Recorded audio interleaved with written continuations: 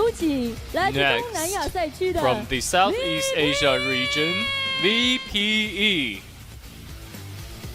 愈战愈 The 狂， fiercer they 强 fight, 势追 the 分， harder 他 they 们将用 chase. 高淘汰 They 证明 prove with 谁 high 才是真 eliminations 正的 who's the 战场 real 小歌姬 harvester of the battlefield.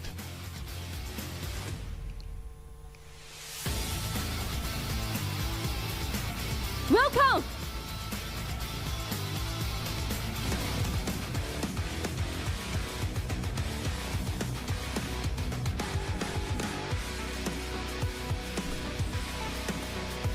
有请来自美 Next, 洲赛 from 区 the 的 Americas region, INF. 心有猛虎 Lying low 细嗅 is for 蔷 the 薇 crucial 和服是为了在 moment. 关键时刻爆发 They're 他们正以 charging 精准 for the 运营 peak 与刚 with 猛 precise 相法 tactics 冲 and 击巅 fierce 峰 gunplay.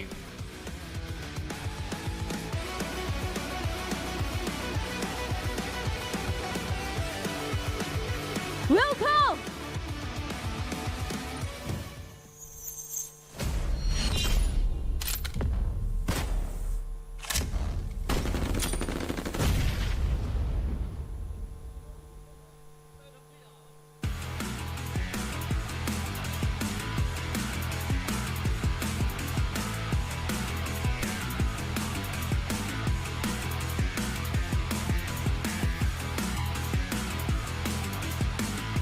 有请来自中亚和南亚 Now, 赛区累计排名 From 第三 Central 的 and South Asia region, currently ranked number 3rd, TS.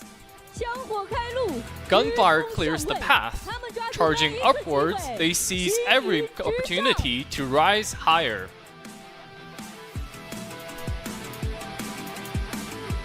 Welcome.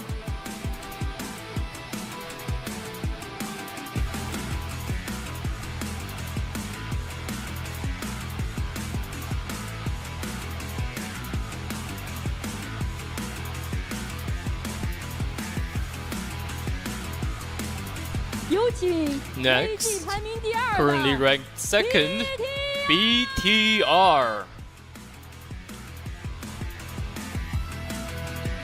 双榜 Topping both charts, crushing all defenses, they shatter every front line, setting the rules of the battlefield.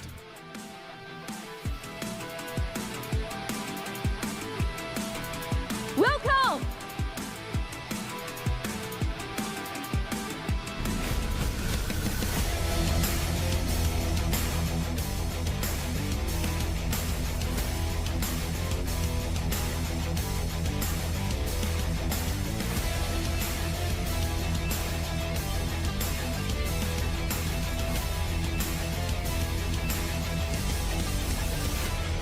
接下来 Finally, 让我们有请来自 from PEL 赛区 PEL, 累计排名第一 currently 的 ranked first, 深圳微博 WBG.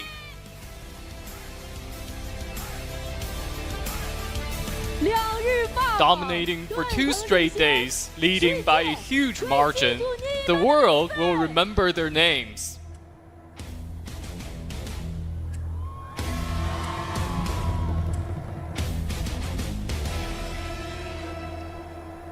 Welcome.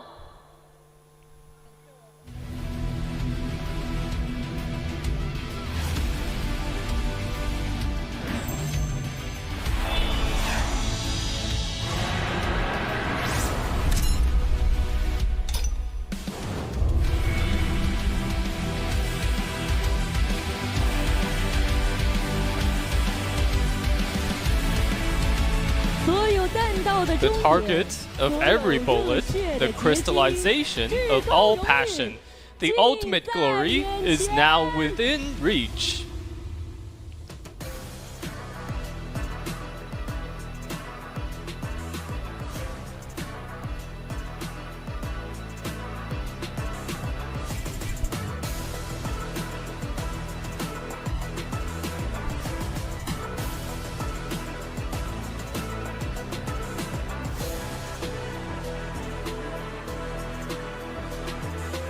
现场以及正在收看的所有特种兵们，大家晚上好！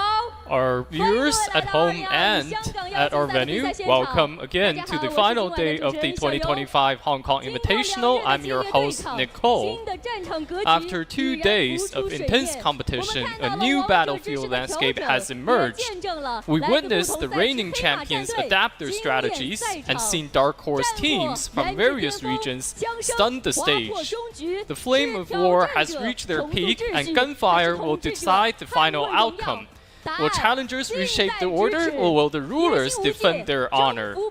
Fearless ambition, everlasting conquest. Let's dive into the final showdown.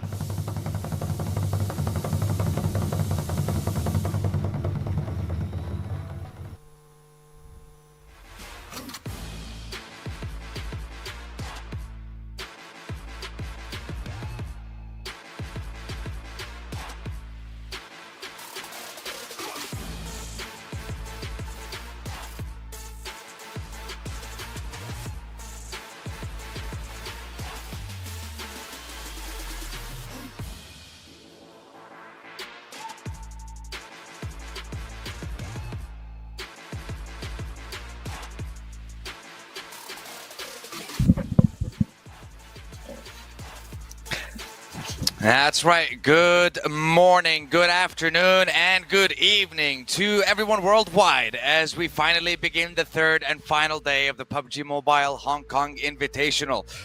Wherever you may be, we have 9 matches lined up for you today. And we will find out who will be crowned the champion of this invitational. And of course, we'll find out who will be representing the PEL in the PUBG Mobile World Cup. My name is Dawood Sandstorm, and alongside me for today's games is none other than Neptura. Nep, it has been an incredible journey so far. Weibo has taken the lead in day 1 and have kept on holding onto that lead. The question is, can they hold on until the final moments of this game? Can they get themselves a chicken dinner after passing the threshold and crown themselves champions? That is the question, Sandstorm. Are we going to see a smash rule coming in here? Is WBG going to be able to get those 30 points and then go through and go ahead? No, wait, we're muted. Hang on, we're back. No, I was fine. Anyway, to come back through and get that win after getting 30 points. I mean, could they get 30 points in this game? Yes. It's possible. Look, listen, it's possible. Yesterday, I want to say when it comes to the likes of Vampire, they felt like, hey, we can pump some numbers when it comes to eliminations as well. And they managed to do that. Managed, I think, to secure 17 eliminations, almost on the cusp of getting 19 with an incredible record. They do have a history of always having, I want to say, like 1 or 2 pop-off games in these kind of stages, but consistency has not been their ally in this tournament so far, and they're going to need to do a heck of a lot more. But I think when we're talking about the top 3, when we're talking about the opportunity to claim the championship, at the moment, Nep, there's 3 people I feel that are in the conversation, and that would be Team Spirit, obviously, and then we have Weibo, who are still holding on to that very top. And the race between them is getting tighter and tighter, I feel, and LGD is hot on their heels too. Yeah, they are. There's not too much of a gap between them, right? You also have BTR, Bigatron, right behind Weibo Gaming as well. So there's like a lot of contenders. There are a lot of contenders coming in to today. It's all going to come down to that last match, possibly, right? We do have extra matches here today. We have our normal 6 matches and then extra 3 as well in case we need them. Now, for Weibo, we should be looking at them hopefully smashing before even 6 games are done. That is the goal, right? That is what's going to make this so much fun, what's going to really put pressure on the teams and make them really start to play a lot better. But there is a huge risk here. WBG, they could end up going out early. We saw A7 hot drop them on the last game yesterday, and that might just continue a trend that we'll see today.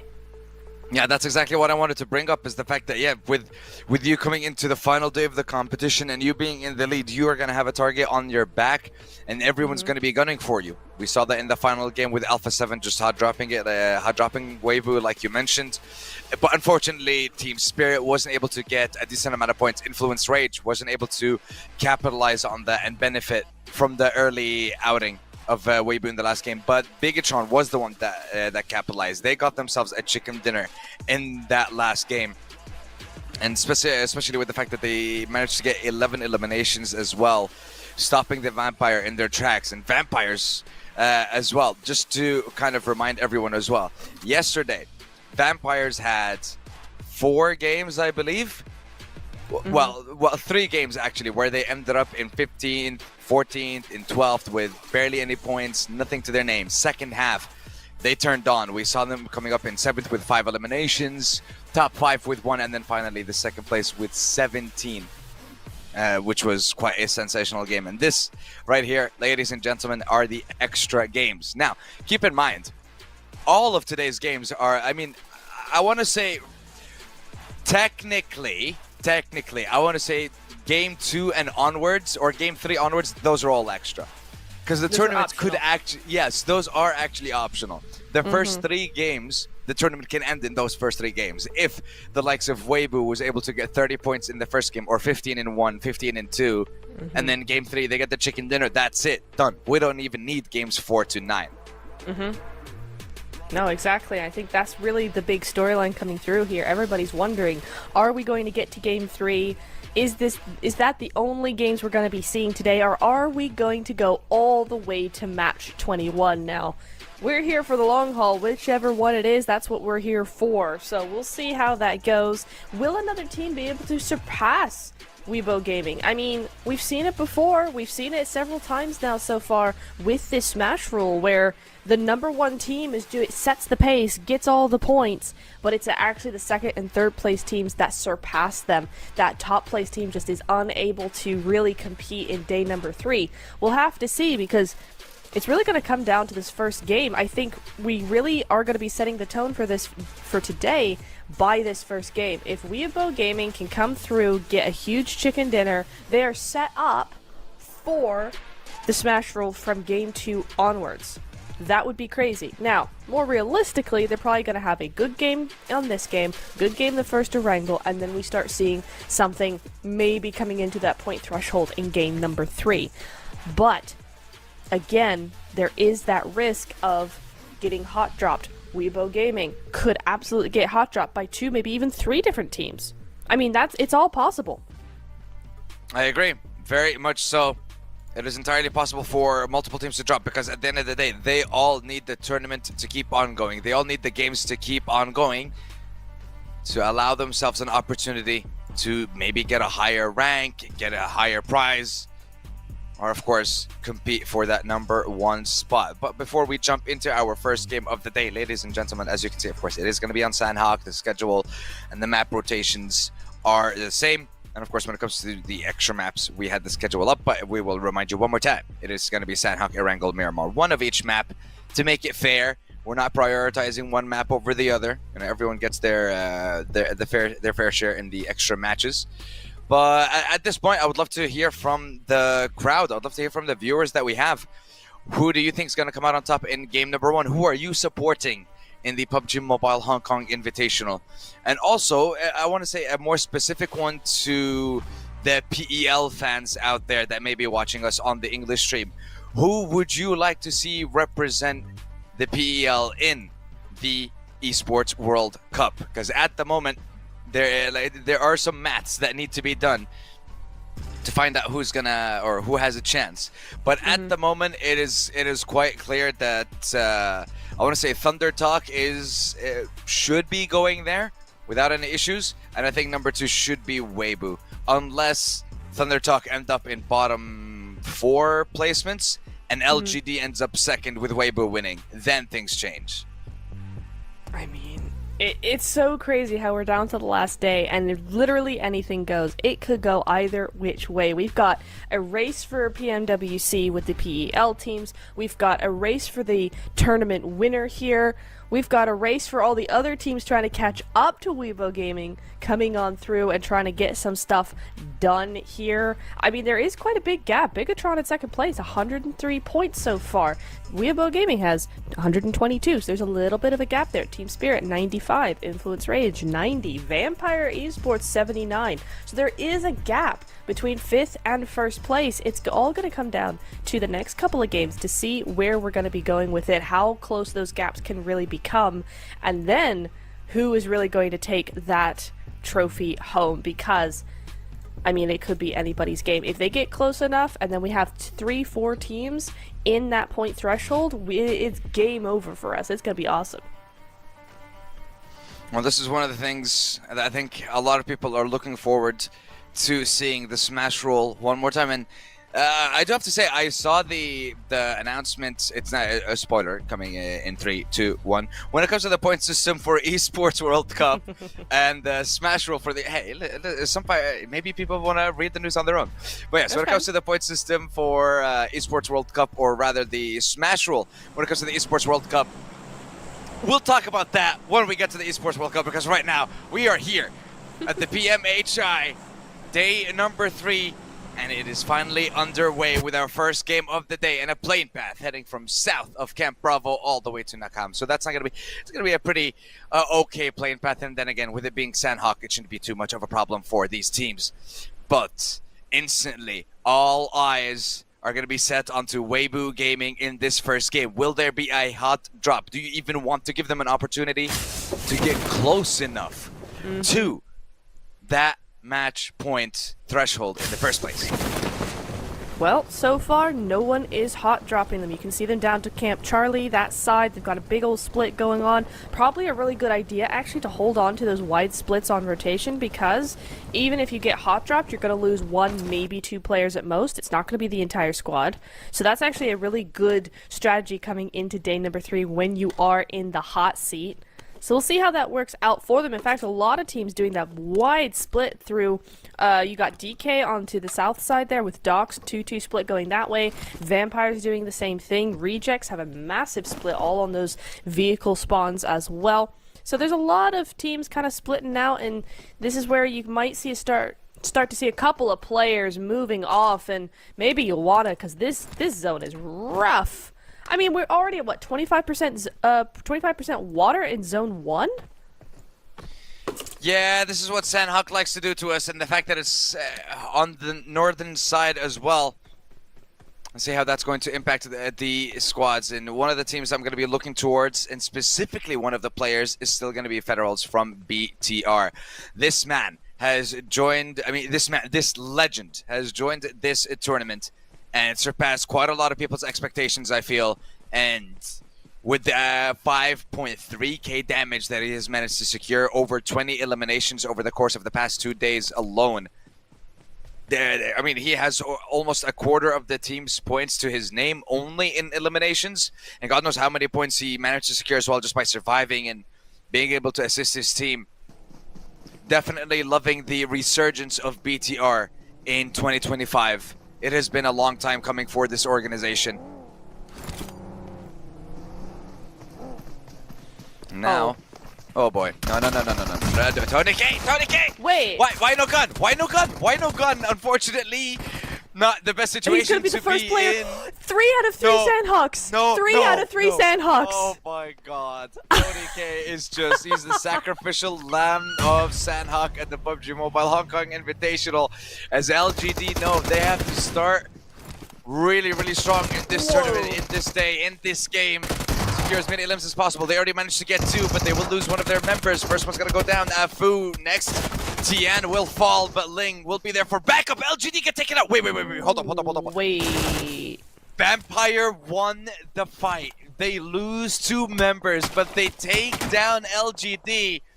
And now Schweppes, I would say the MVP of his squad from yesterday's game, he has been able to pull off an insane performance with 10 eliminations, the highest in a single game registered yesterday in the final game.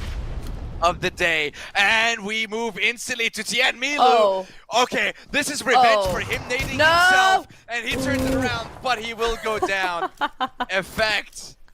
Oh my god, this was a Okay. recipe for disaster. I am sorry that. Holy moly, but we're not done yet. Nev, there's another fight. Tiamba QCZ up against KN. So many fights breaking out in the first couple of minutes. There is blood in the water, blood everywhere right now, all over the server, and BTR going to Spirit, third party, instantly take them out. 3 teams in 4 minutes are gone. What is happening? Crazy. I told you, chaos, mayhem. This is what happens in the final day. But the problem is, none of it is to Weibo. True.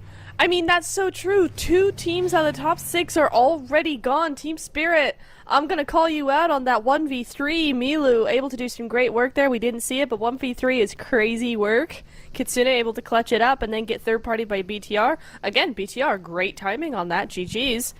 But that is actually insane that then Tiamba goes out as well. We're going to see only 13 teams remaining now. Vampires again under fire against DRX. Newsy goes on out. That's going to leave Schweppes on his own. Yeah. The first zone didn't even close. The zone The has first not zone even closed. we didn't. Okay, I just have to go back to that fight with LGD. What happened? You managed to get 2 knocks instantly. You had the numbers advantage, and it's. From my perspective and from our perspective, I feel on my screen it looked like LGD had a huge advantage with the knocks they got, and then all of a sudden they just disappeared, evaporated. Yeah. It's absolutely crazy what we're witnessing right this second here. Game number 1, and they have not stopped. You know, you would be really, I mean, it would be okay if these teams went, we're going to just keep to ourselves to, like, match to, like, stage 2, right? You don't want to see anybody. I'm not going to see you. You're not going to see me. We're going to survive together. It's fine. No. These teams What, we are have a bunch going of John for Cena's it. walking around the map now? Is that what we're talking about? You can't see me, I Apparently. can't see you. Alright. Fair enough. But it's not the I mean, case. Not okay, the yeah, case. I mean, They're just going yeah. for it. I mean, look at this. BTR has 1 down. A lot of teams are just solos. Now, here's that 1v3. Oh! Milu! Okay, you know what? I'm not going to call out Team Spirit for that. That was an epic nade. That was Listen, I GG's told Milu. you, it was revenge for Iconic. yesterday's nade. Yeah, it was revenge for the one where he knocked himself out yesterday. Ha! Yes. Very true. What a play. Wow. GG's. Milu. I want to see more of that from Milu. That was sensational. We need more of those Very plays. nice. But you see, like, instantly from the very beginning of the game, we had a couple of fights, and then things changed up. And look at that. Now we are finally setting our sights onto Weibo. We're seeing them enter the zone. Suk, 3-3-Z, Order, going to be making their way. Full squad with a decent lead ahead of BTR at the moment. Reminder, the threshold is currently 152. Weibo didn't get a single point so far in this game. They ended day 2 with 122 points. We add 30 on top of that, and that is the threshold. Just to give you the quick maths. Quick maths. Nice. Yeah. GG's. I mean, look, it's really quick maths that's been done by someone else. So that's why I can. So that's why, like, I can say it with full confidence. So regardless if it's right or wrong, it's not my fault. I see. That's how it works. Gotcha. Well, we're in stage 2 now. I don't remember seeing the zone unless I just missed it, but I don't know where we're centering on up here. We do see a lot of teams moving. Oh, there we go. Thank you very much. Oh my Producer lord. Okay, man. so we went from 25% to essentially 50% in zone 2. 50% of zone 2 is water. This is going to be a very big problem for a lot of these teams. Let's see how they manage to handle it. Kino not handling it in the best way because instantly CDAL, Alliance, they've been quiet the first 2 days. Let's see what they're able to do. What can they pull off in the final day here? You have 9 games, possibly, to prove yourselves. Yeah, I mean, 3 extra games, possibly, actually gives a lot of the teams lower down a lot of chance to actually bring it back. So this could be very, very interesting. The longer we're here, the more risky it gets for those top 5 teams as well. So something also to keep an eye on. We really can't ignore any of the teams just because of that fact. So we'll see how that goes for them. DK They're going to be out in the blue zone. WBG also moving into zone right now, but they're not in the blue zone, but they're making that really late rotation. Look how careful they are being. They do not want any heat right now. They have to survive. They've seen that zone, right? So they just want to stay out on the edge. They want to be moved in by the zone, and they are going to be scouting very, very carefully. I don't think we're going to see anything from them until stage 4. But it's very, very smart play. Because they know they know they have a target on their back. They know they're going to be the focal point of all these teams. So why put yourself in a situation and open yourself up to all these fights and all these skirmishes early on in the game? There's no point. You have one target right now, and that is 30 points. Try and get it in 2 games. If you can do it in 2 games, perfection. Then you can focus on game number 3 and just focus on surviving until the last possible minute. It doesn't matter whether you have 1 elim or 60. It doesn't matter if you wipe the whole server or eliminate 1 team. You need the chicken dinner and nothing else. Points don't matter once you pass the threshold. Yeah, that's so true. They really don't. It's got to be all or nothing, and all meaning those placement points or nothing. So we'll see. Maybe they have a little trick up their sleeve. I haven't seen a team smash yet in the events I've watched that have this smash rule. So Weibo might be the first for me. I think PMSL SEA, the team smashed. That's how they won, but I wasn't there for that, so it doesn't count. Excuse me, you had PMGO. That had smash rule, remember? It did have smash rule, but they didn't smash. That's my point. Yeah, fair. No one's won via smash rule, so I need Weibo to do it because I want to see it. I want to be a witness. Actually, fair point. We may have had the smash rule in place for 2 or a couple of tournaments. PMGO for if we're talking global tournaments, PMGO was the first one that had such a thing. Oh, okay. Hold on. Sook is fine. Okay. He bolted, dude. That was so funny. He hightailed it back. I mean, the fact that he was able to cross and the zone my doesn't lord. like Okay. them. The zone really, really does not. But I mean, look, at this point, the second you see any knocks onto Weibo, everyone's going to try to figure out, okay, where are they? Where are they? Take them out.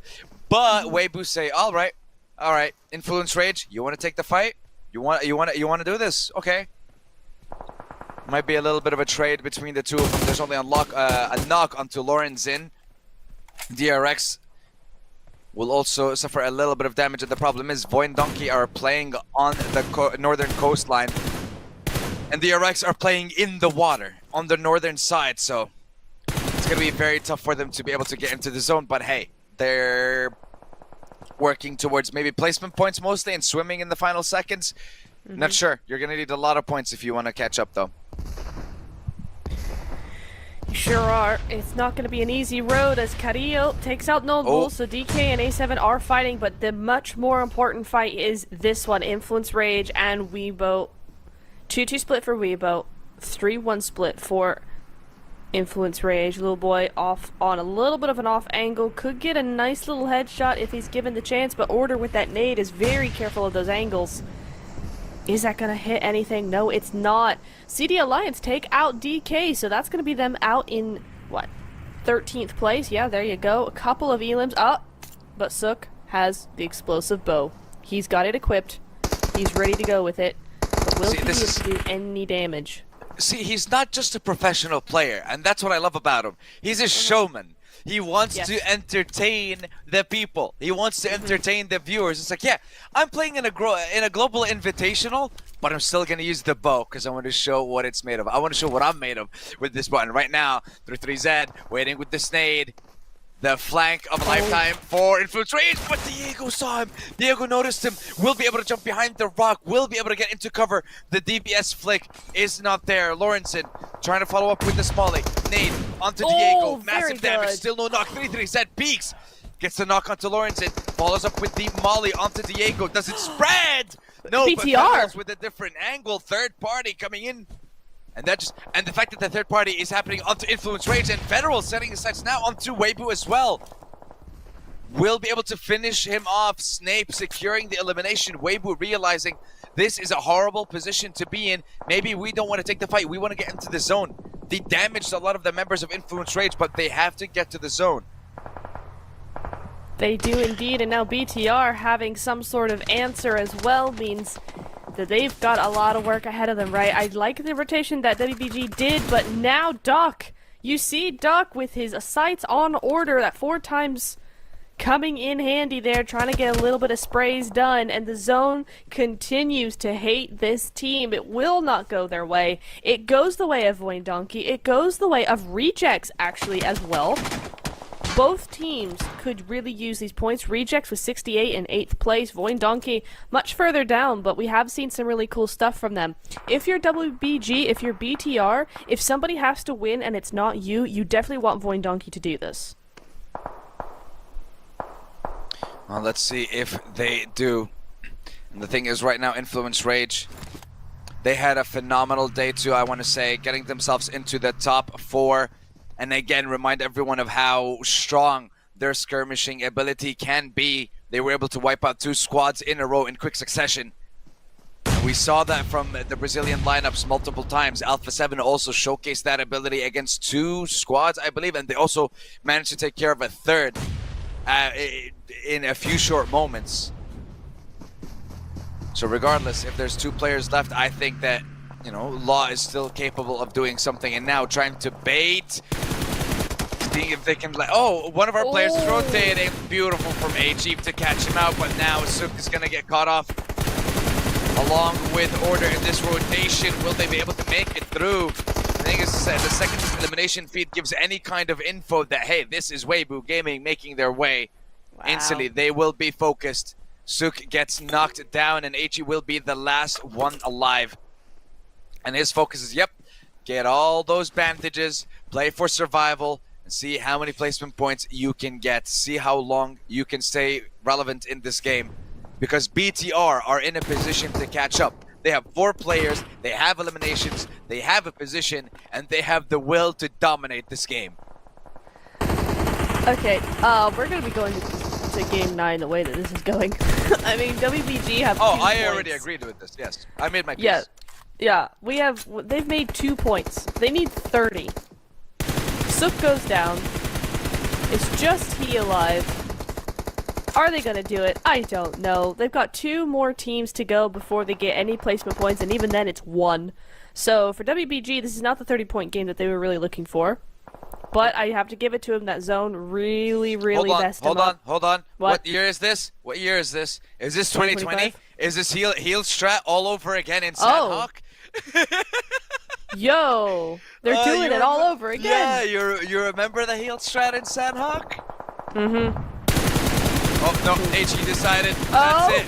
I'm done with this healing. I want eliminations. And he manages to get one at the very end, steals one. Beautiful from him. But hey, the fact that it's against BTR, doing a little bit of damage, okay, we like that. But let's see what CD Alliance will be able to do here against the second place holders. Snape will be able to hold his ground against Leon. Iftar goes down, and Jimmy now trying to get the revive, but I think it's a 1v2, 1v3. Yes, and BTR there. Look at the numbers, look at the eliminations. But look at Jimmy with the DBS. There we go. Bringing them down to one last member, but BTR, 113 points. And look at this. Alpha 7, they know they are on the hunt. They want to get that 3rd party done and dusted. Wrap up that fight. Wrap up whatever is left of BTR. It looks like they will not agree for it. They know that looks like the revives have been done, and BTR surviving. Just not knowing by how much they were able to get away from Alpha 7. And honestly, for Alpha, they should have done it. You're a full squad at this point in 10th place with 64 points. You needed to go for the push, because otherwise, what are you are 60 points behind first place. How else are you going to be able to compete and go for that #1 spot? You have to take every fight.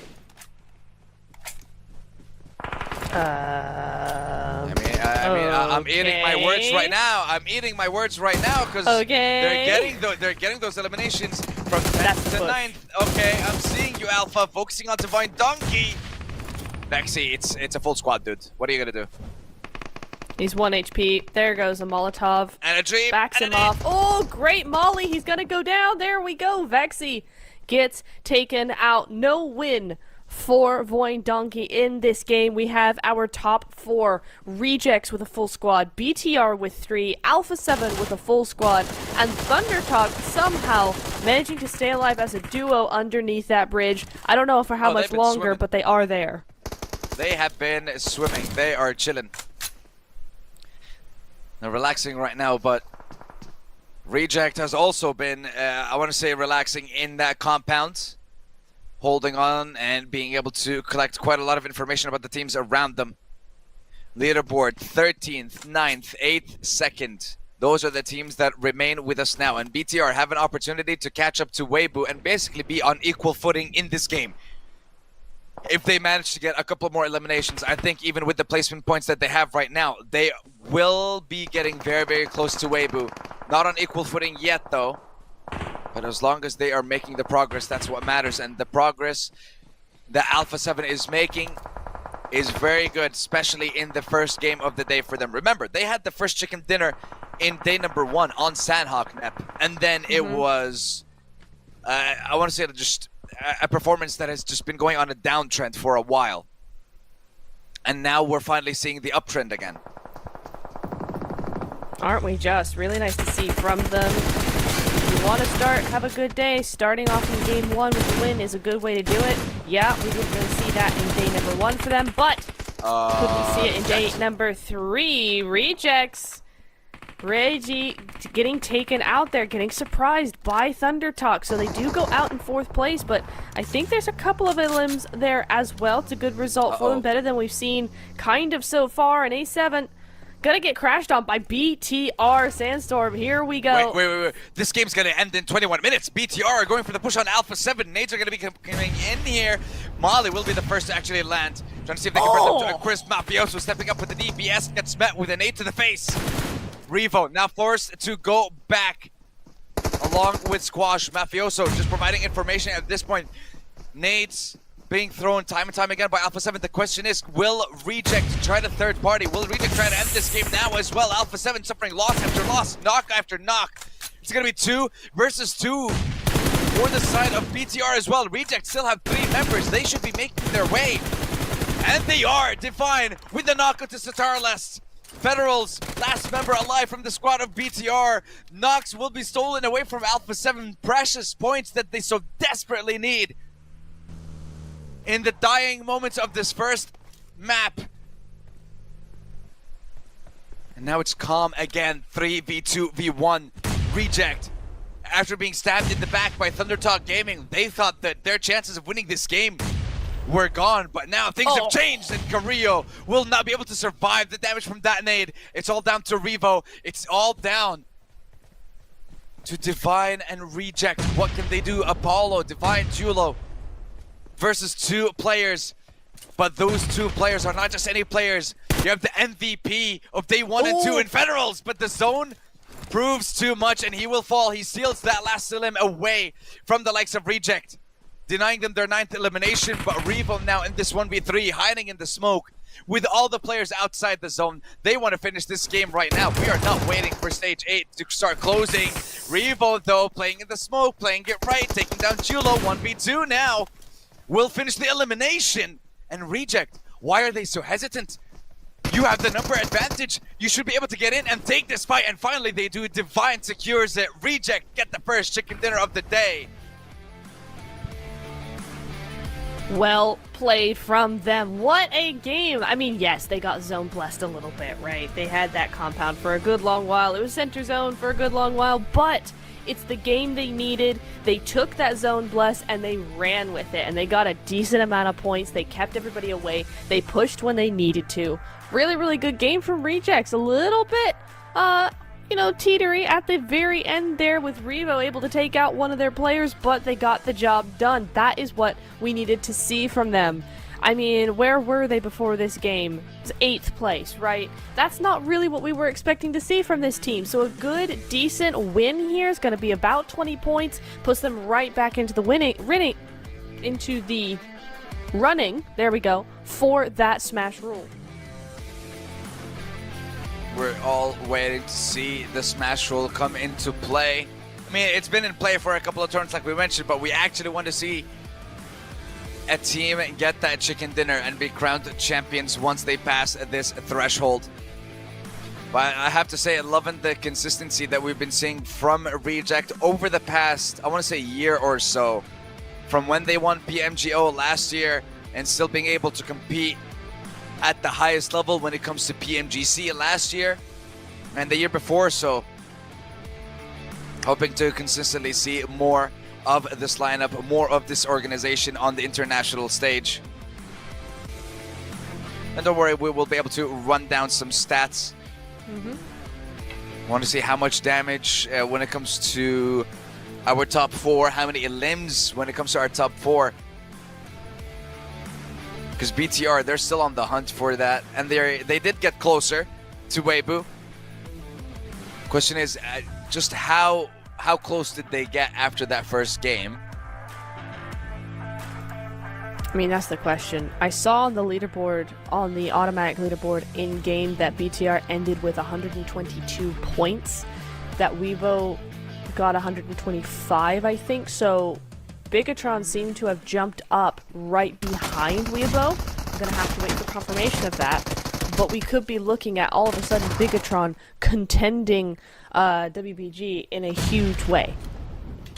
That was a mad nade from Milo. GG's I on mean, that one. look, the fact that 3 of them were running in from the same door at the same time, I'm not so sure about that. But hey, Spirit, you guys had an incredible day 1 and day 2. Not the best start to day number 3, but at least you got your bad game of the day out of the way. That means the rest of your games are going to be good, right? That's how this works.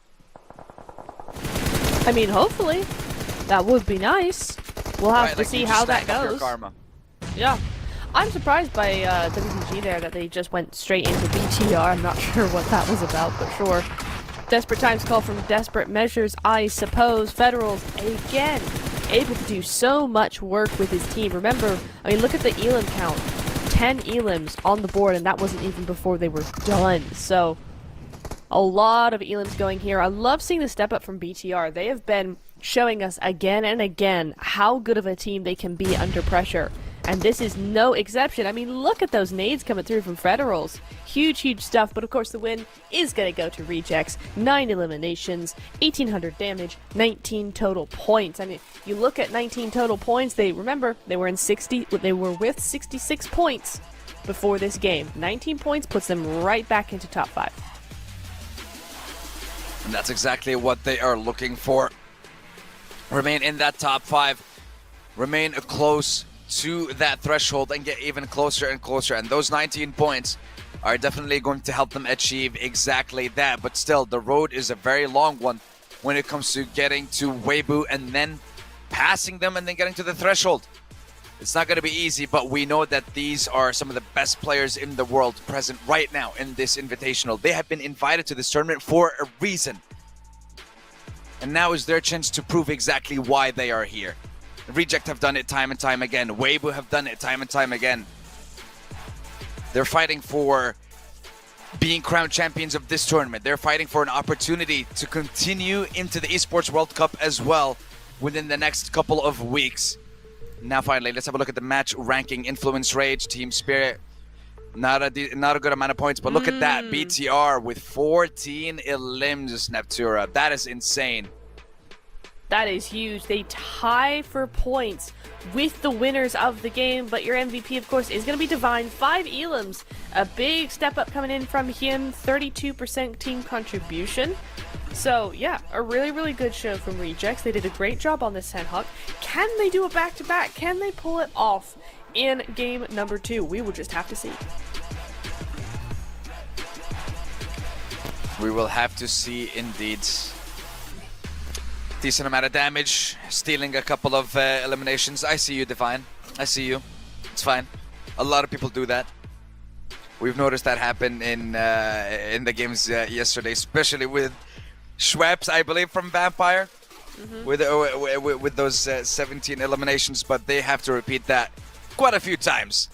And finally, here we are at the overall ranking. Tianva still, unfortunately, sitting at the bottom of the leaderboard. I'm not sure what the squad is going through, but You have to be doing a lot more if you want to be able to compete at the highest level, and you want to compete against the teams against you here. Yeah. 122, look at that. And now BTR within the first game have closed the gap, and basically you can say them and Weibo are 30 points away still from the threshold. 27 for Weibo, but hey, at least now it's a 2-horse race. Let's see if Spirit and Influence Rage will be joining. Oh my lord. He's still up here. I mean, you do have WBG, 33Z coming in here. Schwepp still is here. Top is here. Doc has been kind of eliminated from this race a little bit from the top 4 because it's Federals, 35. Look at the difference in elims that he's got, 35 to 23. Ain't nobody catching this man in the next couple of games. I mean, he's 1,500 damage ahead of everyone. He's, what, 15 eliminations, was he? 14 eliminations ahead of everyone as well. Okay, honestly, 1, BTR, where did you find this guy? And then 2, keep him. Do not let him go anywhere. He is absolutely insane, and he will do amazing things for you and your team, because he has proven that at this tournament against the likes of, you can see, we know Top, we know Schweppes, we know me, we do. We know you. And now we know Federals. Yeah. It is going to be wild to see him continue his journey here. I would love to see it. We're going to see it in that next match as well, Dawood. Erangel is coming up. That it is. But before that, we're going to take a very short break, and we'll be right back. So make sure to get yourself some coffee if you're in Europe, because it is very, very early. It is 8:30 in the morning in Ireland, 9:30 in France. Get coffee, get tea, get something to wake you up, and we'll see you in the next game, boys and girls. See you in a few.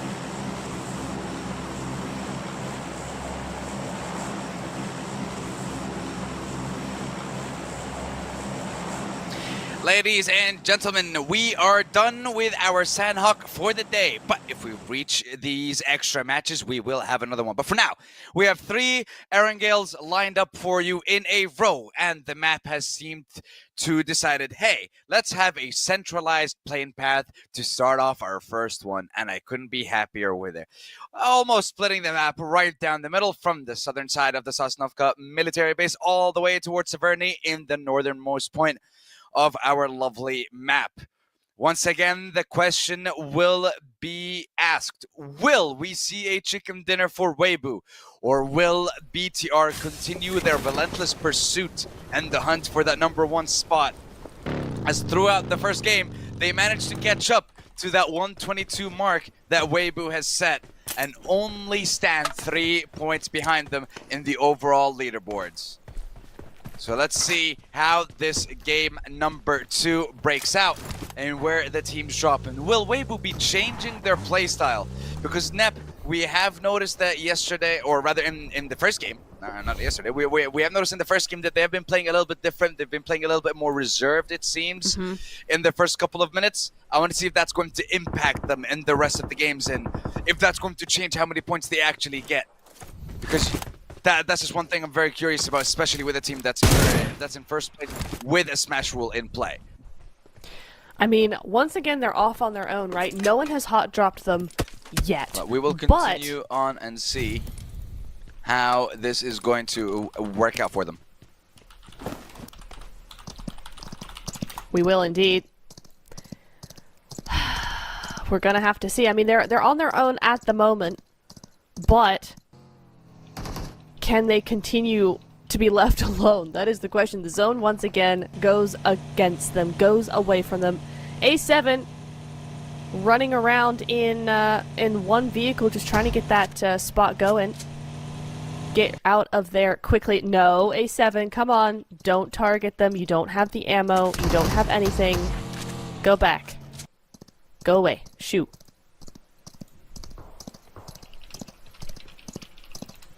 Well, that's not a nice thing to say, Nap. You can't just be saying shoot to people. But apparently you can shoot at them, so I don't... Yo! Okay, hold on, listen. I'm not sure I'm for shooting the poor Pmhi. Listen, no, we don't take that. No, that's right, LGD. You get in your car and you chase them down. Or run away. Or run away. Yep. Okay, look. LGD tried to go after vampires. It did not work. So they're going to play a little bit more of a careful game. They got I was 0 gonna say, points. don't do it again. Yeah, exactly. Oh. What do we have here? Top and Bridge dock. camping. Bridge camping. No, love to see it. Technically, it's dock top. If we're Dock reading top. from left to... Yeah. Yeah. Oh, wait. But they're on... Which bridge are they on? That is the question. Eastern Bridge. They're on the Eastern Bridge. Okay, so Reject's about to have the scare of their lives as they come rolling on through. Tiamba's there as well. Rejects, don't go. We have seen the future. We know your fate. Don't do it. Okay, They're doing it. I'm just saying, if they turn it around right now onto APG, I will lose my mind. Let's have a look. Yes. Because Reject... Wait. They're on the Western Bridge. I was wrong. They're on the Western Bridge. Okay. It's all good. I think I baited you and the entire audience there. It was all part of the plan. Mm-hmm. Sure. Definitely. Yeah, 100%. It's not because I don't know east from west. No. No. It's fine. DK, don't you dare. Ha! I know he's there. I know he's hiding. He's lurking in the wings. Oh. I mean, this is another team we've not seen much from. Kino. No, they had a good first day. Yeah. They had a good first day, and then it kind of I want to say maybe ran out of gas. We weren't able to see them perform. Yeah, it fizzled out. I think so. But I mean, I don't think I personally expected, let's say, like a top 5 or a top 6 from them, but at least performance-wise, they won. They were great, but the consistency was not able to shine. And then again, only a certain amount of teams are able to show that level of consistency at this level of play. Oh! Team Spirit! Oh, They're doing it again! It's Spirit Special, baby. The Team Spirit Special. And look at that. Drifting Oh, and it's to roll the car off. And then you have no need for hovercraft. Lol. Beautiful rotation by Team Spirit. Waiting for them to fix it. That's okay. Guys. Oh, no, don't flip it into the water. Kitsune is Careful. Okay, no, not Gee- okay. oh. Now you're just spinning the car, brother. Okay, that's right. Just get in the hover. Oh, Yeah, that's... There you go. Okay. We jinxed it. Now they're sad. That's Look at sad. that. They're looking back at the car being flipped. No, I'm so sorry. Man, that's annoying. But we did see it. At least we saw the rotation. I felt annoyed, but okay. We're getting the Team Spirit special rotation, and we're also getting Razy now with the flying rotation. Oh my God, this is what I love about this game. This is what I love about this tournament. Thank you very much, production, for catching up and giving us these incredible moments in this game. Seriously, thank you. Nice. Honestly, what we're missing right now in this moment specifically, loading screen music or elevator music. Yeah. This is what we're yeah. Yeah, exactly. CD Alliance have a really nice little split going on the eastern side. Well, okay, just Eastern taking side. shots. Are we right now? Is this what's happening? Yeah, Okay. that's cool. It's all good. It's all good. I'm not sure where APG went though, because Team Spirit also used the eastern side of the bridge and obviously made it through. So I'm confusion about I that believe it was a military base drop while we have CD Alliance that dropped towards Novo, if I'm not mistaken. Or there was a team that dropped Novo, and BTR, or not really, rather not BTR, but it was, hold on. APG, yes, it was APG that dropped into the military base, and then they went to the western bridge.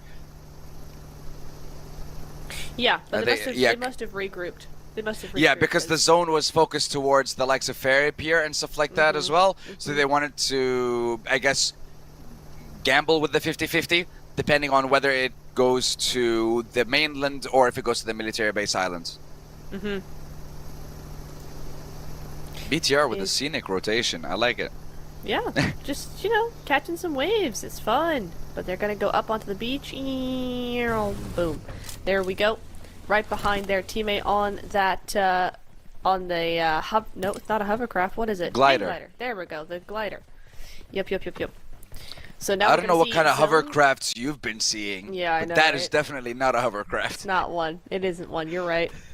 Well, it hovers in the air, technically, sort of, maybe. Ooh, zone though. Okay, that's a conversation to have another day. But yes, let us focus on that. Because yeah, look, it was a military base drop for APG, and they were focusing on the western bridge. Whoa, on the western bridge. But you see, the second that the zone shifted, and we still don't know which island it's gonna end up on, they instantly left the bridge and and I think they're going to focus on one location, because you can't have that split. Too many teams are going to be passing, and at some point you will suffer a couple of knocks. And Weibo, Tiamba, I don't know if they're aware. Looks like they were. Bomb was not ready. 3-3-Z with the flick. No way. No way you were able to turn that around onto Tiamba, who has been chilling here from the beginning of the game. And you take down 2, you lose nothing. And then you have Milu along with A-King left. Wow. I have to say, that was a heck of a turnaround by Weibo. It sure was, but it's not over yet. You got Milu over on the cliff side. We've seen what he can do. You also got A-King there inside the building as well. Sook is on that off angle, just gonna try and keep Milu in check here. But still, are they going to be able to do what they need to do? Milu might just leave here, might just try and rotate. Sook taking shots. But where do you go from here? If I'm Milu, yeah, I was going to say, oh, take the garage, but no. Weibo's already got it, so there's nothing he can do except cross that bridge, leave A-King behind, and maybe they'll just forget about him. Oh.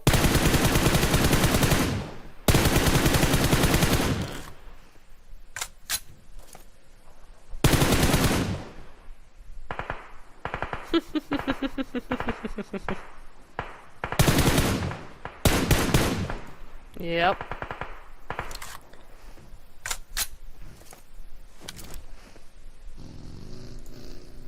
They are too good. Also, in the Elam feed, we saw Doc go out to A7, so there's a clash definitely over onto that bridge as well. Something to keep an eye on when we're looking towards those two teams. They are neck and neck. Well, not anymore. 75-74 as another player of APG does go out. I think that was Zul getting taken out by A7. So that is something definitely to watch as we get further into the game. And CD Alliance now trying to move on in and get rid of Kino at the same time. You see the scout coming through here. They're just waiting for that team to go ahead and see what happens, right? Better them than us. If they're going to get gate kept on this bridge side, they do have a couple of shots taken out towards them because it is A7 on the board. Here we go. And this is going to be where CD Alliance might just fall. Yep, that's going to be 3 Elams going to land A7 immediately. Jimmy just able to skirt past, get outside of the zone, get outside of everything here. But Revo going to be taking 2 of his players. His teammates taking out another one. It's just Jimmy now.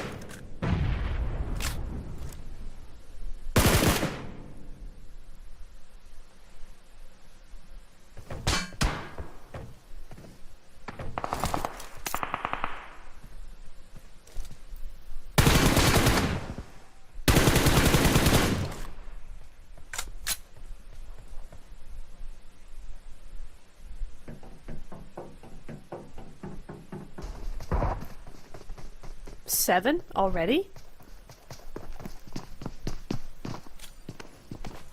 Okay. Okay. Oh!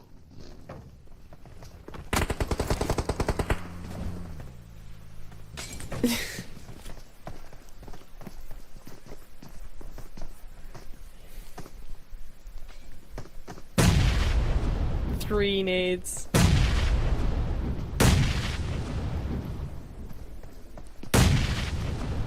There we go.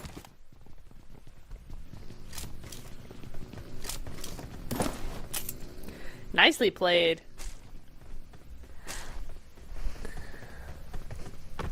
I love how quickly they regrouped. Like, the cavalry came in as soon as they realized that there was a player there. They all came rushing back, and that spelled the end for A-King 100% there. So GG's.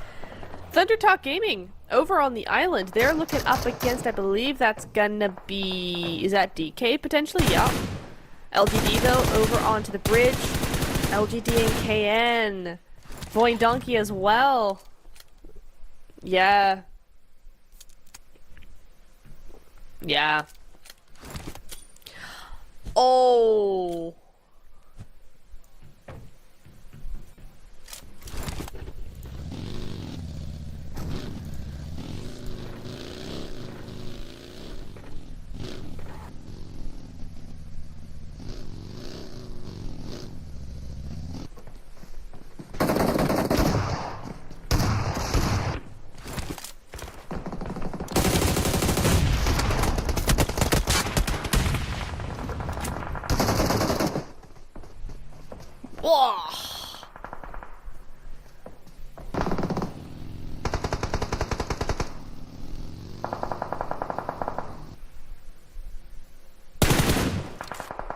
Oh, order.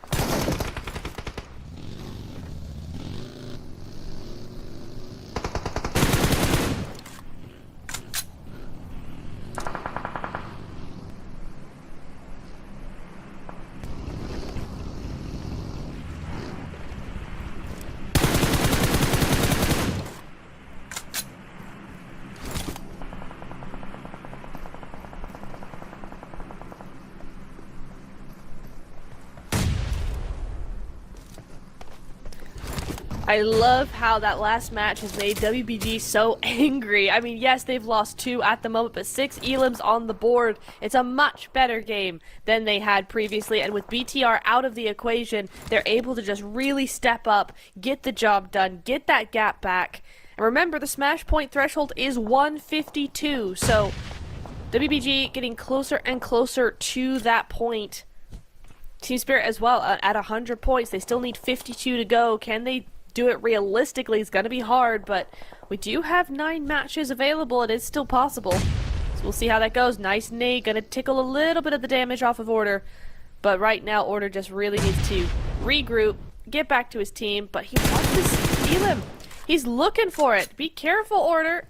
He's got 3 elims at the moment. He's looking for that 4th. But don't get greedy with it. Oh, he can't get greedy when he's got his backup. Sook takes him on out, but Law could ruin chances here. Yes, he does. No! Order's greed actually takes out the team because, yes, he had that off angle. Yes, he had that backup, but he got knocked, and that meant that there was an immediate elimination. Influence Rage able to just sweep in, pick up that final elim, and WBG might get 7 elims, but they don't get any placement.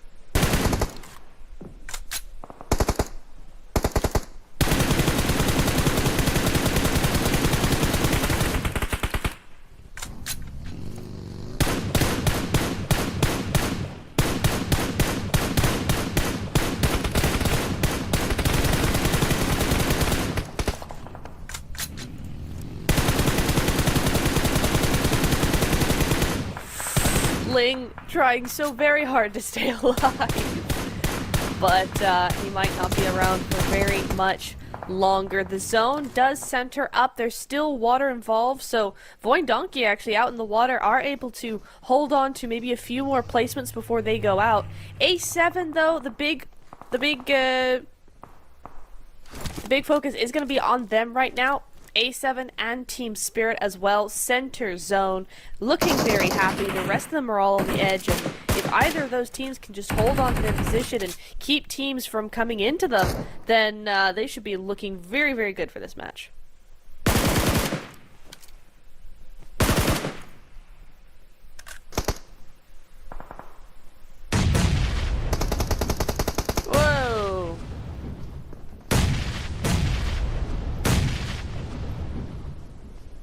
Goodness me!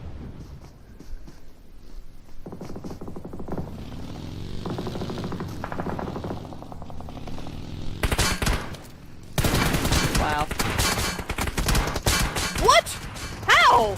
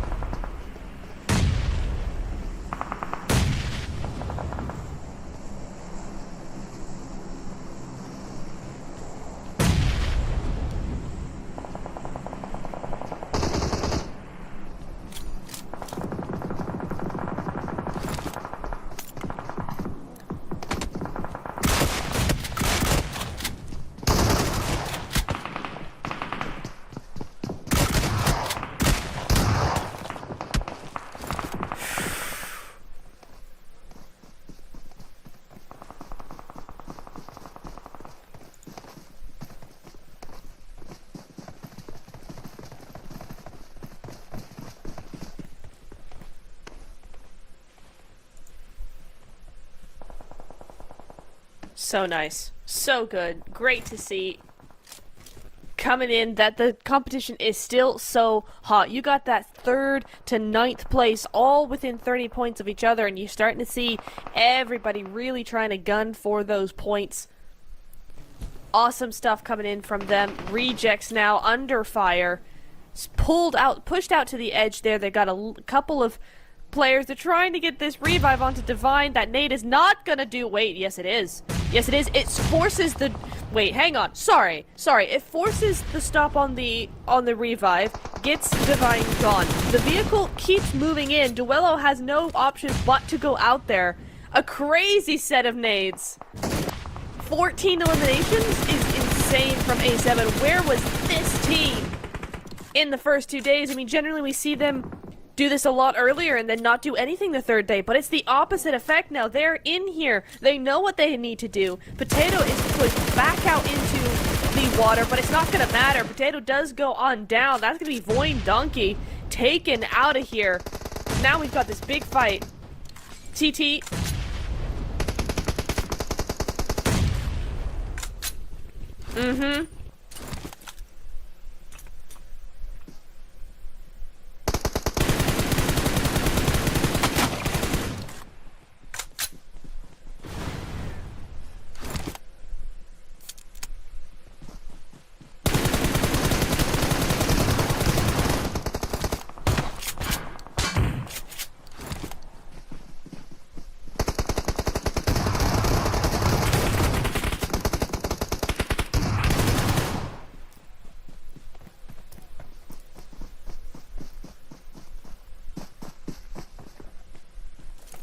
I mean, the thing is, Team Spirit cannot push up. They can't third-party this because A7 have those angles.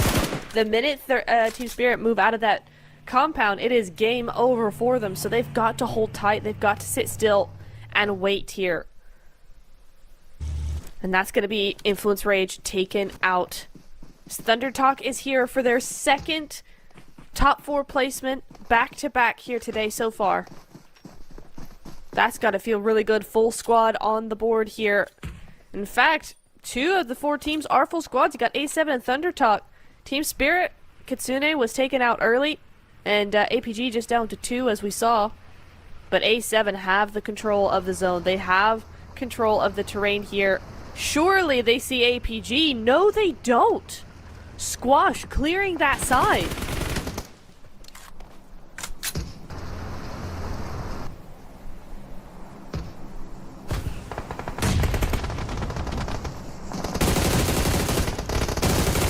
Wow.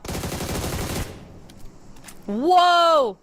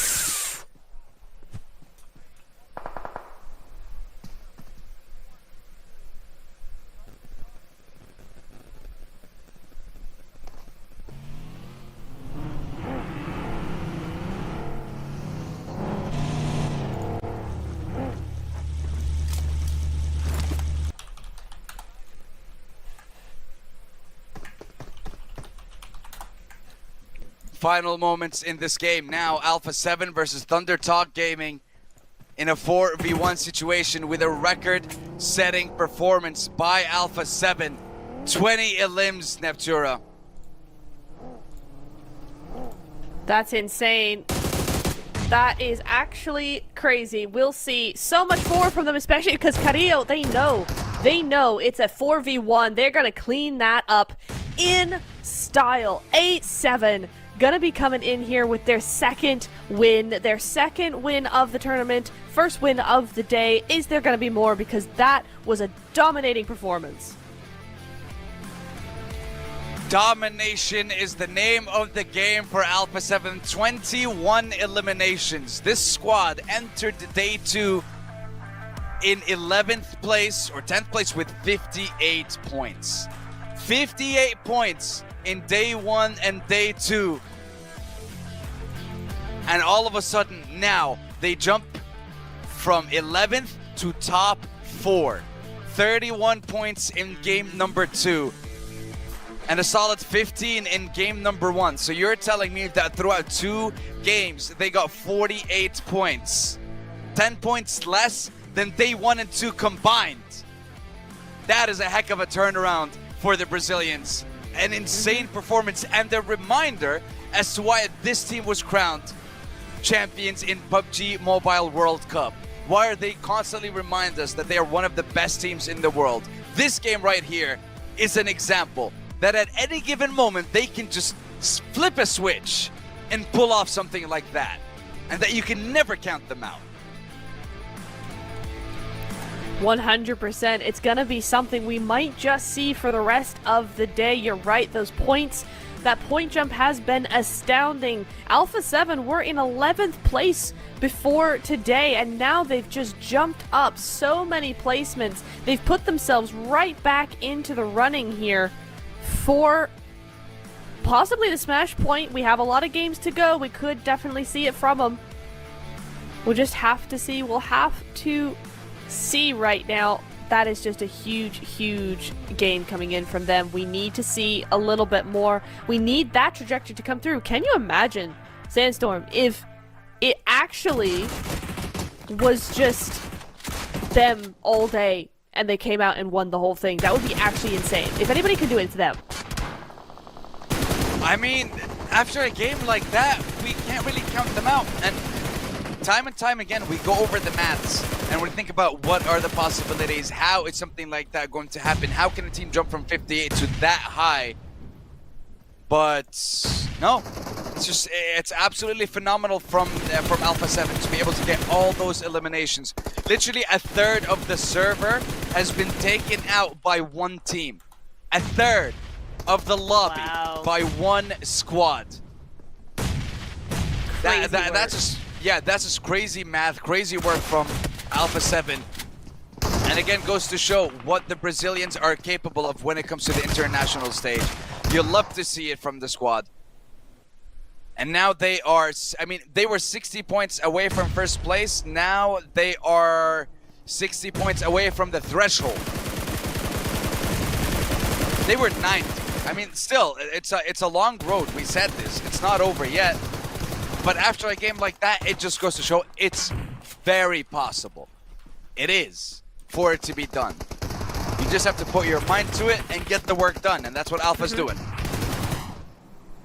Aren't they just? I mean, this is such a surprise to me because Alpha 7 historically have been a team where they do all of these things in the first 2 days. You'll see them come out with a huge game like we saw on day number 1. A huge, oh my word, 31 points going to them. You see them do this in like the first 2 days, and then we see nothing from them in day number 1. They are always getting that team that gets that pressure to them.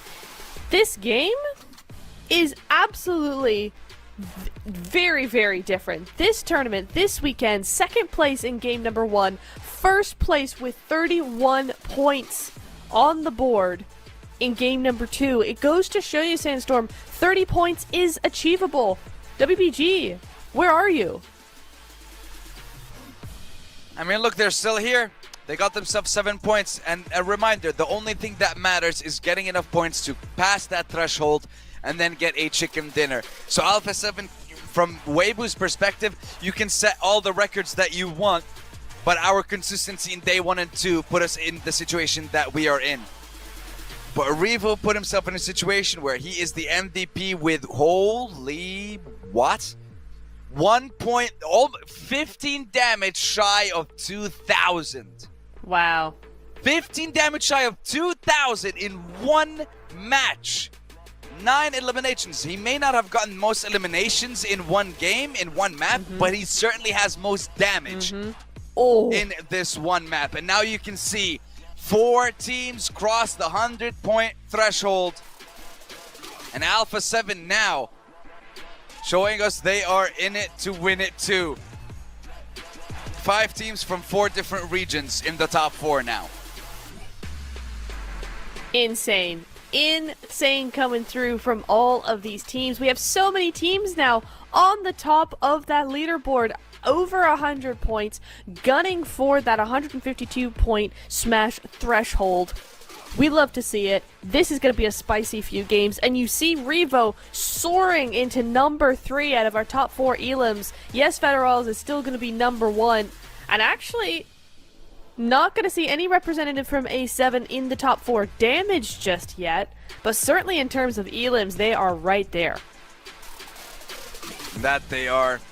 And the damage numbers still don't lie. 6,691 from Federals. Ridiculous damage from him and the rest of the squads. But, ladies and gentlemen, that was only the second game of a possible 9 that we have lined up for you today. We're going to take a quick break and be back with match number 3 and our second wrangle of the day. See you in a few.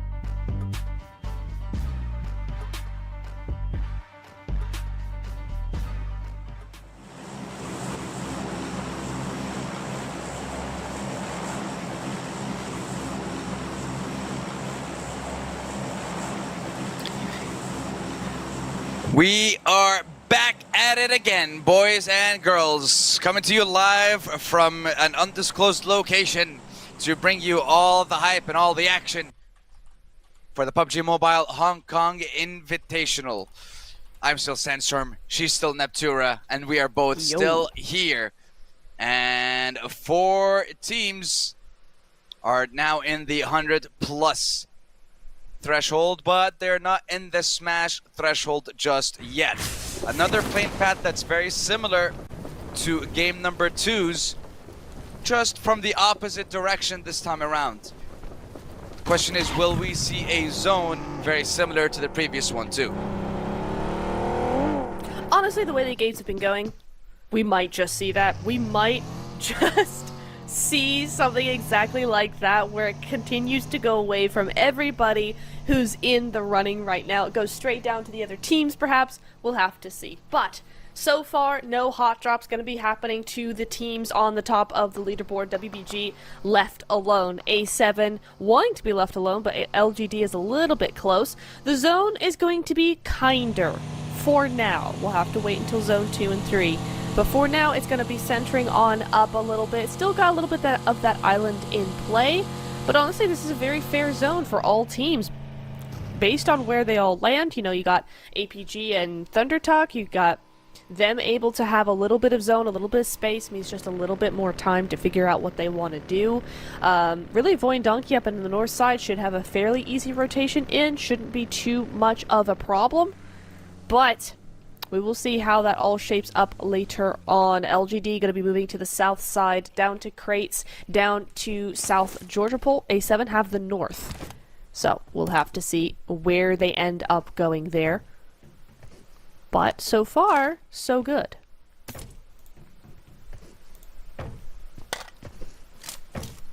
So far, so good indeed. And right now, when it comes to the likes of Influence Rage, I mean, right now you have to rage after seeing a performance like that from Alpha 7 and them leaping from 11th to 4th in 2 games. Yeah, so 58 points. Yeah, so ridiculous performance for them to jump to 104 in only 2 games. 2 more games like that, and they pass the threshold. Obviously, I'm not saying like 2 30-point games here, but just 2 more performances where they shine like that with 10+ elims and placements in the top 3. This is the Alpha 7 that we know. This is the Alpha 7 that we are used to. Yeah, 100%. This is the one. This is the team that I feel like all the hype is about, right? So often they have a huge fan base, they have all the hype in the world, and sometimes it just doesn't live up to that. This game, that game today so far, definitely the A7 I hear so much about. So really nice to see them coming through, pulling it up into 4th place, 3 points behind Team Spirit. And BTR as well, still holding on to that 2nd place there with that Sandhawk game, doing so much for them. But can WBG get another 20 points? That's all they need. And really, we've been seeing the top 3 kind of come home with nearly that. So a win here for WBG almost guarantees a smash point threshold being reached there with just 1 win. If WBG can win this game, then they're looking very good. For BTR, they're going to have to pull an A7 to actually get there in 1 game. So it looks like BTR will have to see them probably have a couple more games under their belt. Team Spirit, A7. I mean, A7 could go crazy again, go right back up there to WBG's level. But otherwise, I think we're going to have a bit of a slower trajectory from them. I think so as well, because it's very evident that the way that Weibo is playing has definitely changed compared to the way that they the way that they're playing, the way that they have been playing in day 1 and 2. Clearly, I need another coffee. 132 points for Weibo. They're 20. They started today with 122. So in 2 games, 10 points. Alpha 7 in 2 games, 48. BTR in 2 games, 20+ as well. So this is always one thing that I feel like is a very important topic and a very important conversation, especially with Smash Rule coming into play this year in PUBG Mobile Esports competitions, which is how do you play in the final day?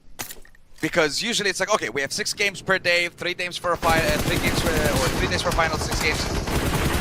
And Tiamba versus Team Spirit, no me. Oh, gets caught out. Yeah, it's just a quick catch release. Tiamba get a quick elimination. Lovely little pickup for the squad, but they're gonna need to do a heck of a lot more. But yes, going back to the topic, and when you get to game numbers 17 and 18, the last 2 matches, that's when you notice the team in first place or second place changing the way that they play, changing where they drop, changing their positioning. That's when you see those changes. But now with the Smash Roll coming into play, the team changes their play style in the beginning of the day, it seems. And that's what I'm noticing specifically from Weibo. You just need to get 30 points and then a chicken dinner. But you have 2 games where you didn't really manage to get a decent amount of points, and 3 teams are now over the 100-point mark, and 1 is only 10 points behind you. So it's getting more and more difficult for the side of Weibo. Huge knock coming over, huge finish. Mafioso getting taken out by Tian there. The clash has happened as the team starts to position themselves for the rest of the game. And LGD going to be grabbing a point, and that could spell disaster for A7. Not because they can't move on as 3, but because that full squad sometimes is so vital to the rest of your game, especially when you go out this early. A7 have just been given, no, their wind has been taken out of their sails just a little bit.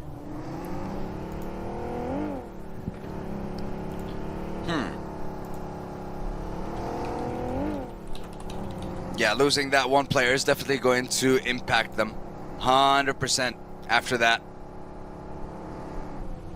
Well, let's see what Thunder Talk Gaming is going to be able to do, because we need to see something special from them. They're currently sitting in 10th place with 73 points, but after a game like before,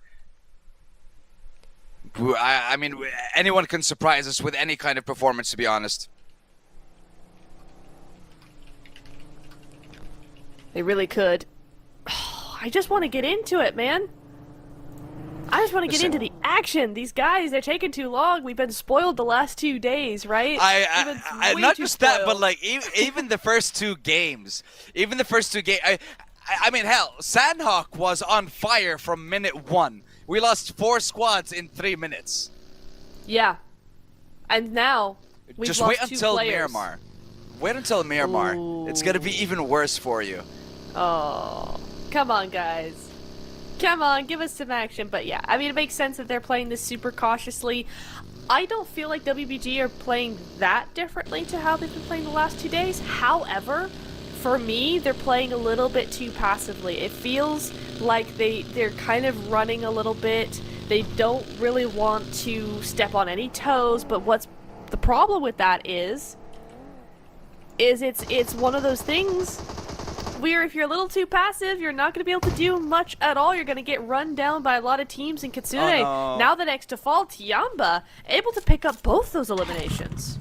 I mean, I feel like they just have trackers on the players of Team Spirit at the moment, because this is the second time they pull up to a player, get out of the car, just like, it feels like this is a gang-style play.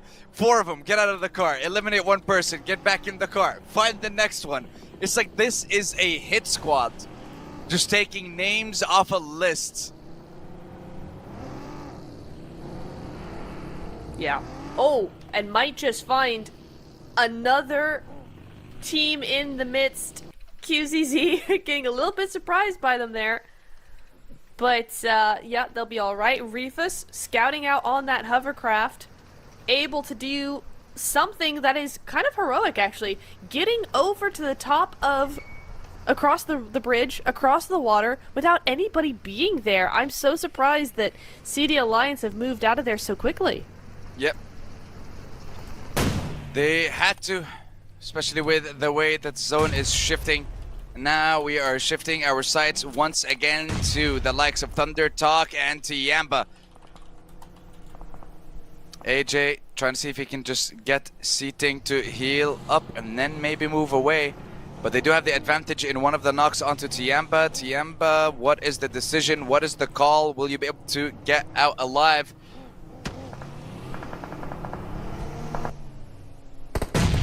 Oh, not with that nade. Oh, okay. I thought that nade was going to be really, really good there. It was not, but Zing being able to come on through, get a little bit of a spray down. Nice headshot. QZZ goes down to 1 HP there, and that's going to be their cue to get out of dodge, but they're not fast enough.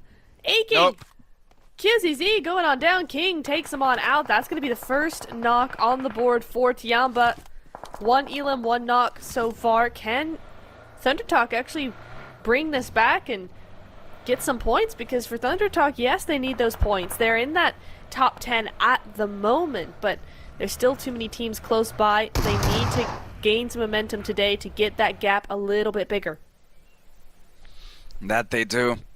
If they want to close that gap, specifically with the likes of Weibo and BTR, it's going to be a very tough task. Another team that we didn't really get a chance to talk about a lot, which is LGD. LGD is one of those is one of the squads that needs a decent amount of points to be able to qualify for the Esports World Cup. They were in a very good position as well. And right now, the zone seems to be smiling in their favor as it heads on over towards the side of LGD. But let's have a look and see what Weibo are going to do in this game. Finally entering the zone. They're still a full squad, and they are running into multiple people in their rotations.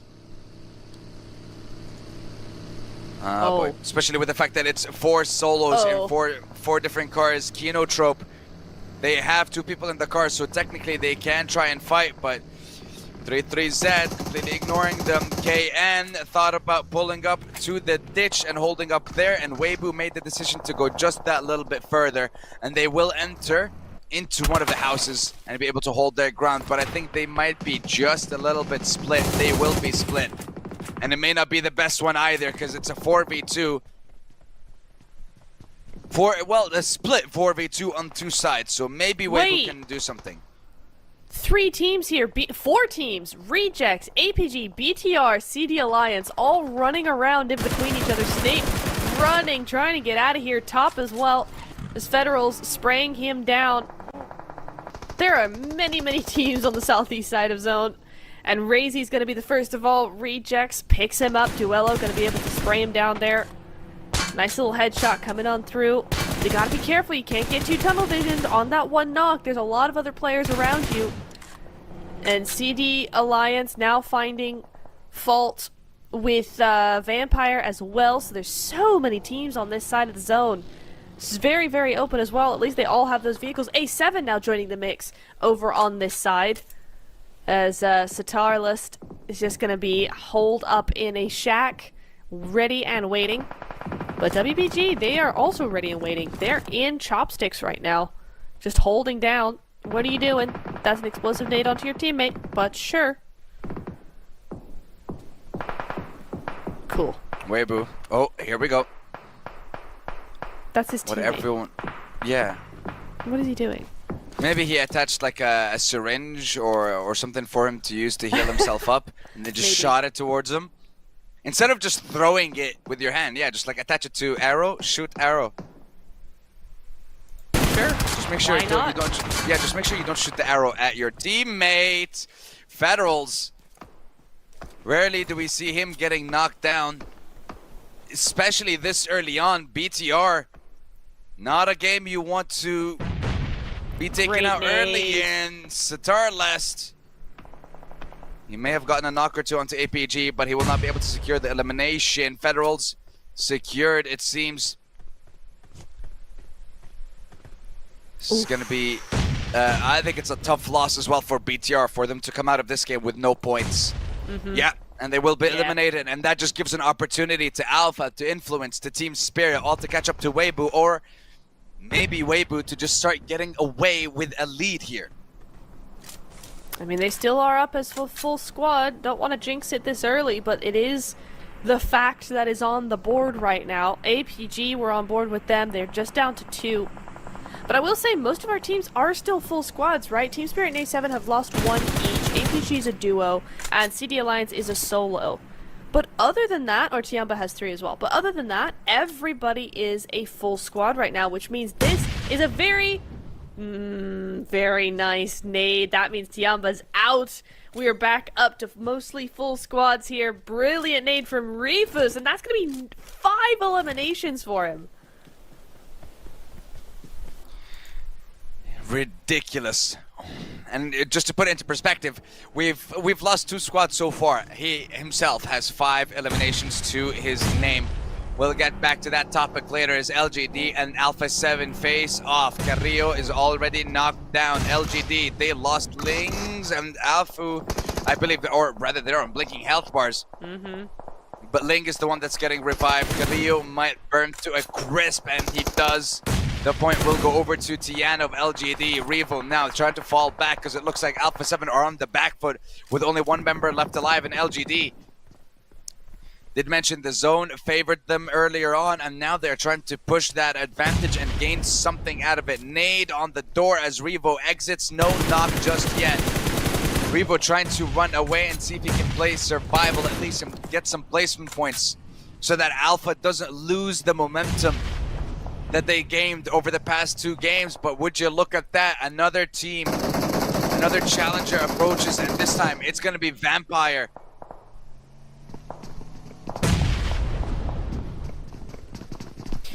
Yeah, they are definitely looking for a fight, Vampire are. I mean, why wouldn't you? You see this fight happening, the zone is closing in.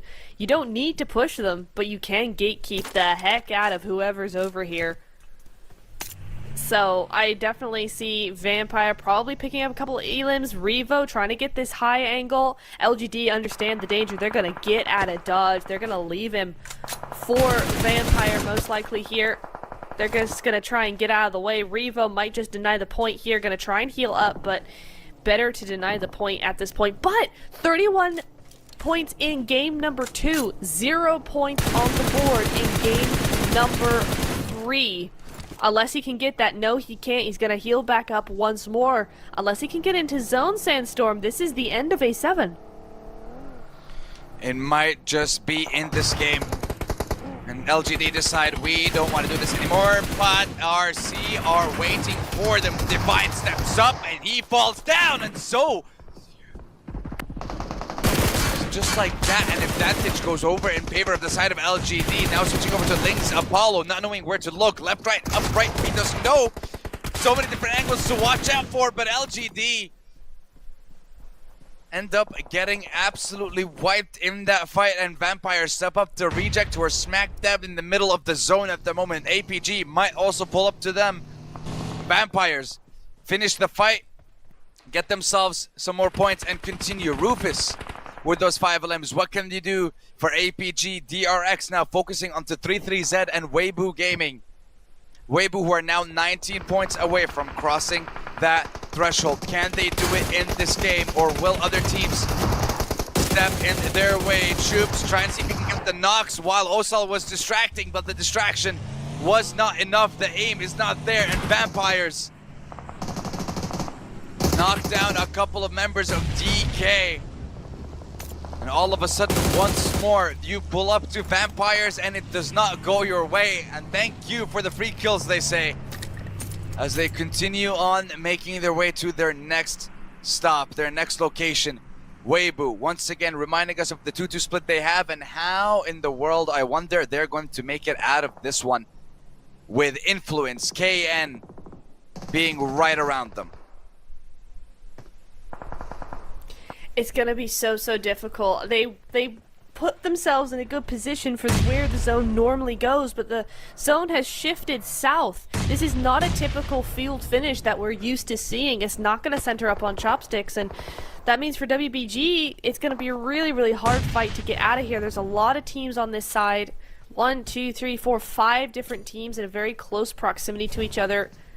Kino know their power here. They definitely do have that advantage, although he does take out Tamar here. So that is going to be the opening knock, but it's a nice 2-2 split they got going. But DRX over in the compound next door, definitely going to be a team to watch. Make sure that Order doesn't poke his head out too much here. 33 down to 1 HP for that reason alone, and Order does go down as well to those nades. WBG need to be very careful here as Influence Rage now sneak up behind them. Sandstorm, It is not looking good for WBG here. What can Weibo Gaming do now other than HE getting knocked, Influence Rage, knowing that this elimination, these knocks are very important when it comes to the story of the rest of this tournament. Order and Sook being surrounded by these teams and the zone closing in, forcing them to make their move. HE will be taken out. Sook still trying to shine with this bow. Yeah, you're gonna need that vehicle for cover as the zone starts to close in. KN still holding that angle. No one's pushing anyone because the zone is allowing them to hold their ground for now, but Influence Rage looks like they're done waiting. And they are going to be pushing onto KN. I'm not sure. Wait, hold on. KN just got evaporated, eviscerated in 2 seconds. Just like that, they're all gone. And now, Weibo trying to see if they can turn it around in third party. I think it's a 3v3 at the moment. 3-3-Z. Yes! Diego Lawrence, a jump shot from Order. This world champion takes them all down. What in the world was that from Order? He is back, baby. Order back in it to win it. What do you mean? He's always been here. What was that? What a play coming through. The quick switch of the weapons, the shifting over to that S12, taking out the last player of Influence Rage. Influence did a great job there, but WBG able to bring it back. Now the only team standing in their way is DRX, and Sook is going to try and clear a way for them. 33Z, is he going to be able to get out of there alive? Maybe. Sook barely getting out of there. No, and then falls. He falls. No, he falls away. Order is stuck now. WBG getting absolutely smothered right now. Sook fell out of the vehicle. 1 HP means he goes down. Order all of a sudden is a solo. What was going to be finishing a fight as a 3-piece now means Order is all alone. It has just not gone their way, Sandstorm. I mean, look, being able to gain a decent amount of points and win that fight at the end of the day with a top 5, that's good. That means that in game number 4, the target for Weibo would be to hold, but the heal does not come out in time. 140 points. 12 points is what they are going to need to pass the threshold. And look at that. 2nd to 6th, all gone. Vampires, the only one surviving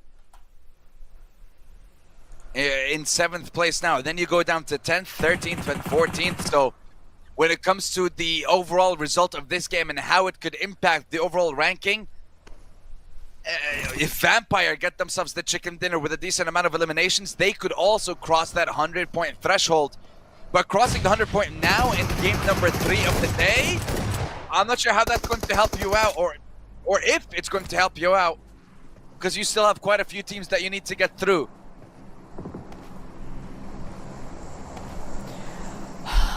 I mean, at least for the top 5, all the teams over 100 points, right? We're seeing teams in the top 4 that have nothing to do with them, right? So none of those points are really going to hinder them in any way. The only team that could potentially start to poke at those teams is Vampires. So if they go out, I mean, they've had a really good game. 6 points on the board in Elim's top 4 position. It's good, but it's not good enough just yet. It's not an A7 that we were seeing in the last game. So all of these teams now, yeah, they can get points, that's fine, but for WBG, for BTR, for Team Spirit, you're not looking at a risky win here. You really aren't. But let's see who will be getting this win. Can Vampire catch up to Influence Rage and Alpha 7 and join them in the 100 points plus? Or will Thunder Talk Gaming, who currently have the 7 eliminations to their name, be the team to do so?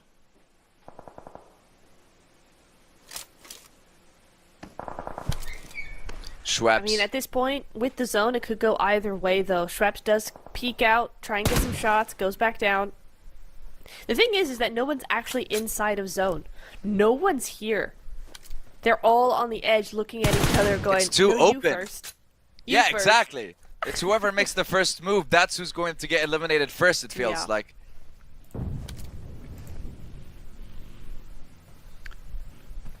And all we can do is sit here and wait. We've said our piece.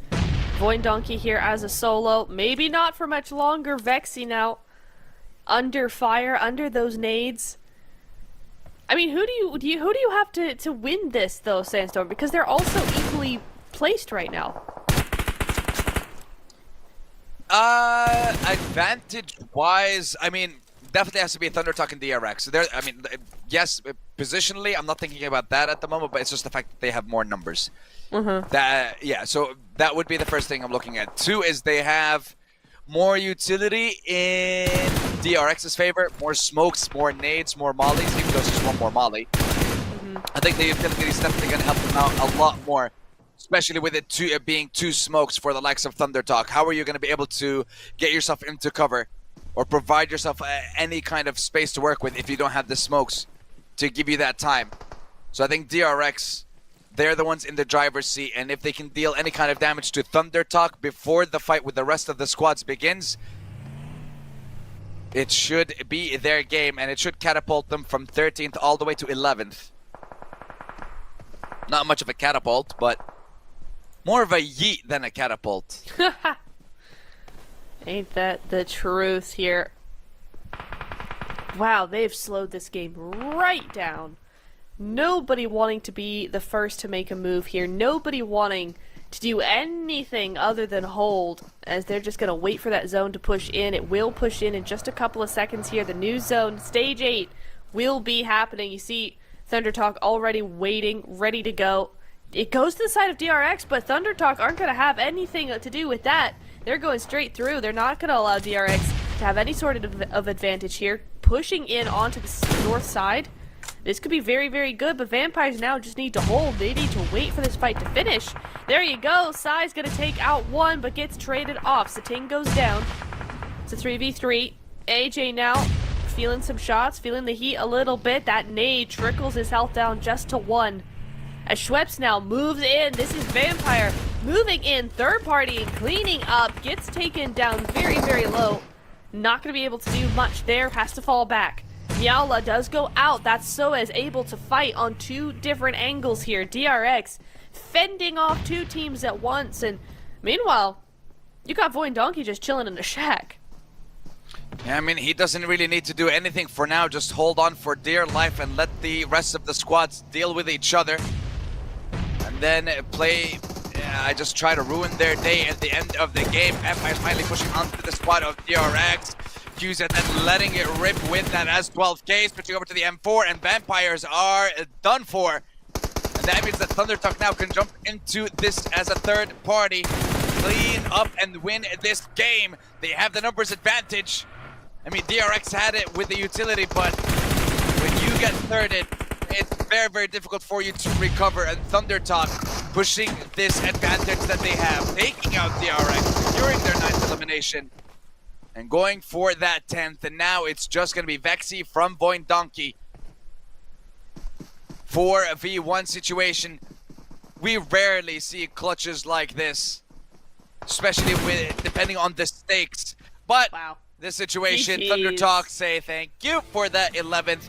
They get themselves 21 points and finally get a winner chicken dinner that I feel is long overdue for the squad. You know what? This is so nice to see them step up, take this win. We've wanted to see this from them for so long, and it's so nice for them to be able to do this. A really, really good play around to the north side. Vampires helping out a lot, but TT able to just clutch it up, get rid of them all. That's going to be a big elim count on the side of TT as well as this win. And yes, they were in 10th place. Are they really in the running for Smash Zone? No. But when you're talking about that other race for the PEL teams, this is huge for them.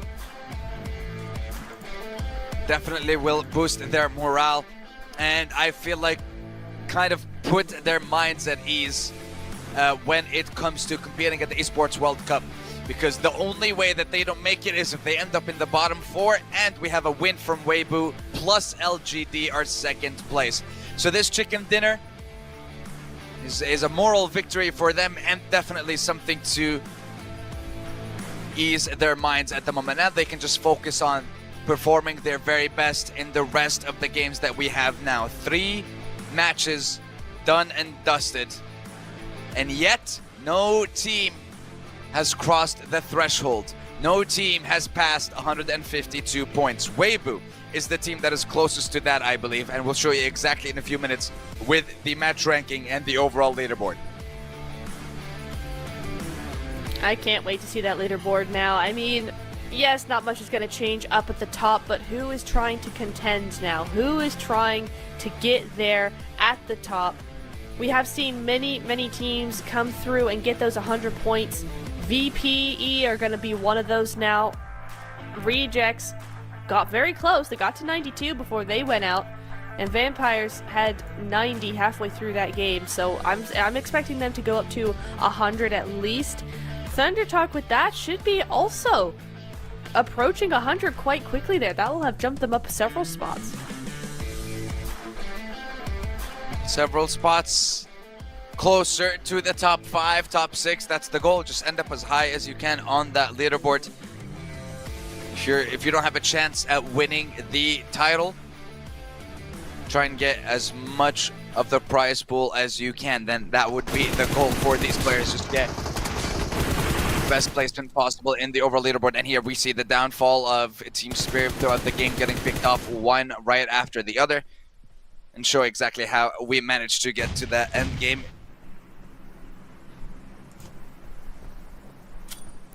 Great nade coming in from Refus. I don't think I hyped this enough up in the moment. That was fantastic from him. The power of those shacks, man, or rather the weakness of those shacks to come through. You just get one good nade and it's game over for Tiamba there. But still, Tiamba been stepping up in the last few games, doing a lot more for them than we have in the first 2 days. So it is a little too late, but at the same time, nice to see them kind of react a little bit differently. Order coming through, coming in clutch. I would love to see this entire fight again, actually, just to really figure out what happened here, because it looked like Kino were doing quite well for themselves, but that third party was absolutely deadly. And look at this, the switch over to the QBZ. Down he goes, very easily done for Order, but it's Order. What do you expect? Yeah, he pulled off some incredible plays there, especially that 1v3 towards the end. 2,300. I'll give them that 1 damage. No, 89 damage. We can't give them the damage. 11 eliminations, 21 points for Thunder Talk Gaming. Qianyu, AJ, Jing, King, and Siting with an incredible performance in that last game. And I'm just very happy to finally see them get themselves a chicken dinner, because we've been talking about them since the beginning as, you know, because they're one of the strongest teams coming into this. But it looks like a lot of the other teams came prepared to the Pmhi, Nep. They sure did. They've given us 2.5 days now of stellar performances left, right, and center. It's been really fun to see who's really going to come out on top here. And the gap is huge, actually. Thunder Talk with 21 points, Vampires with 11, DRX down to 10, WBG with 8 as well. MVP is going to be Jing there, 7 eliminations, 1,200 damage on his own.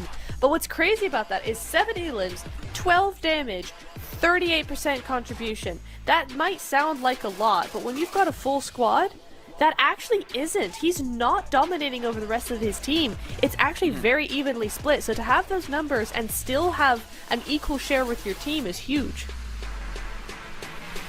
And now what's huge is that lead that Weibo have. Once again, keeping their distance from everyone else. 17 points ahead of BTR in second. Team Spirit need 32 to catch up to them.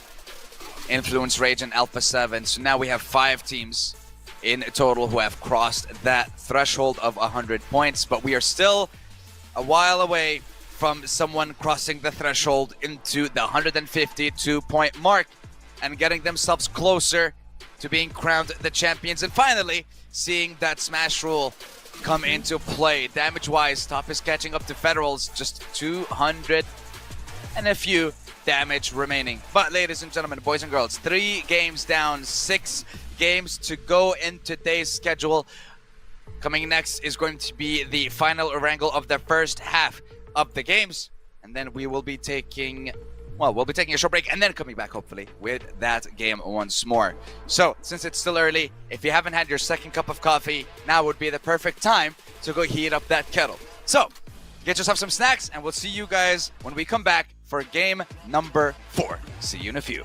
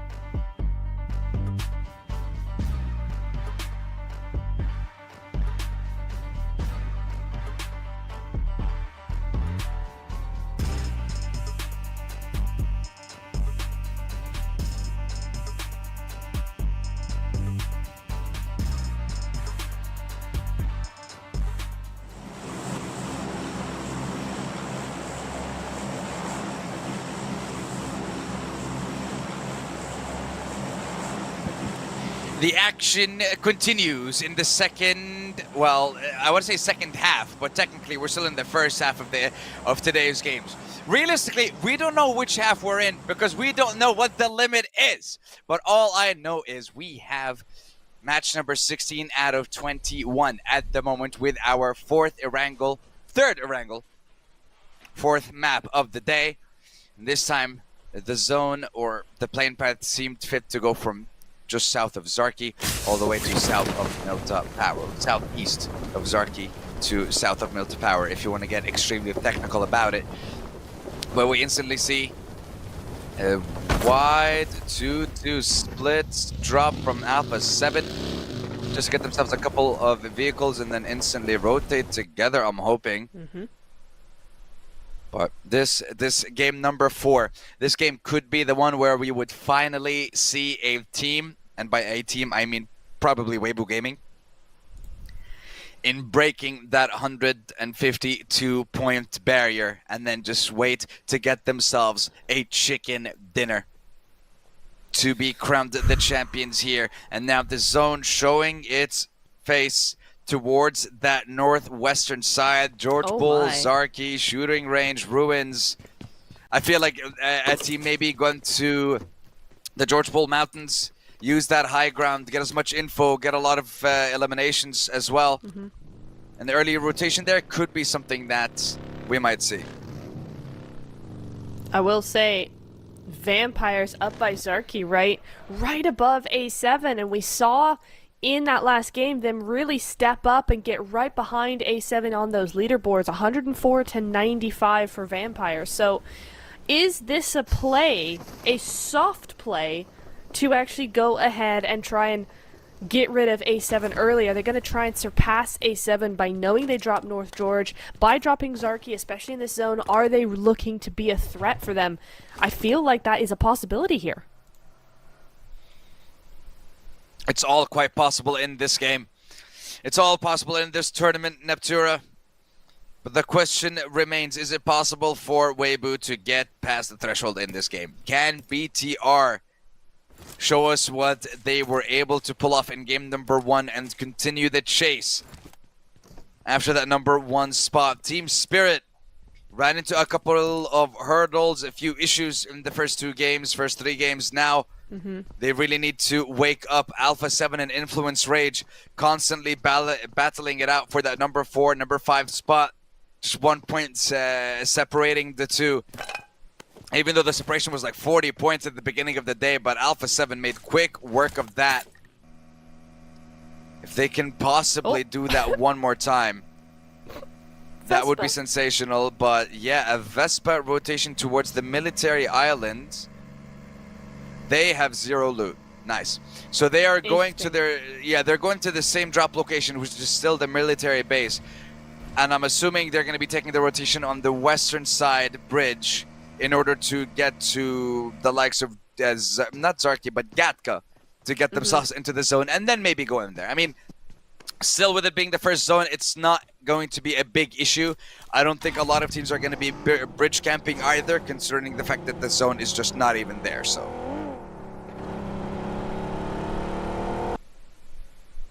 I wonder what WBG are going to be doing. I had a thought that occurred to me, Sandstorm, just now, is I wonder, you know, we've been talking about playing, do you play the Smash rule? Once you're close to the Smash threshold, how do you play this, right? Do you go all out and try and get it as early as possible? But what if you don't, right? As the coach of WBG, is that coach saying, listen, we've got 9 games. We just need to take it a step at a time. We don't need to be a threat to anybody. We're already a threat enough. If we go out and get a huge win with 30 elims or whatever, get a 30-point game, and all of a sudden get there by game 1, game 2, is that going to put too much of a target on their back? Are they now just playing the slow game by going bit by bit? And yeah, the first 2 games, the zone really didn't go their way, so that was going to hinder any strategy they had in the first place. But bit by bit, they're getting there. They're not falling apart. They're just playing it slow. And I wonder if teams will actually use that as a strategy, that if you do have extra games as part of that Smash rule, are you going to see teams actually utilizing it?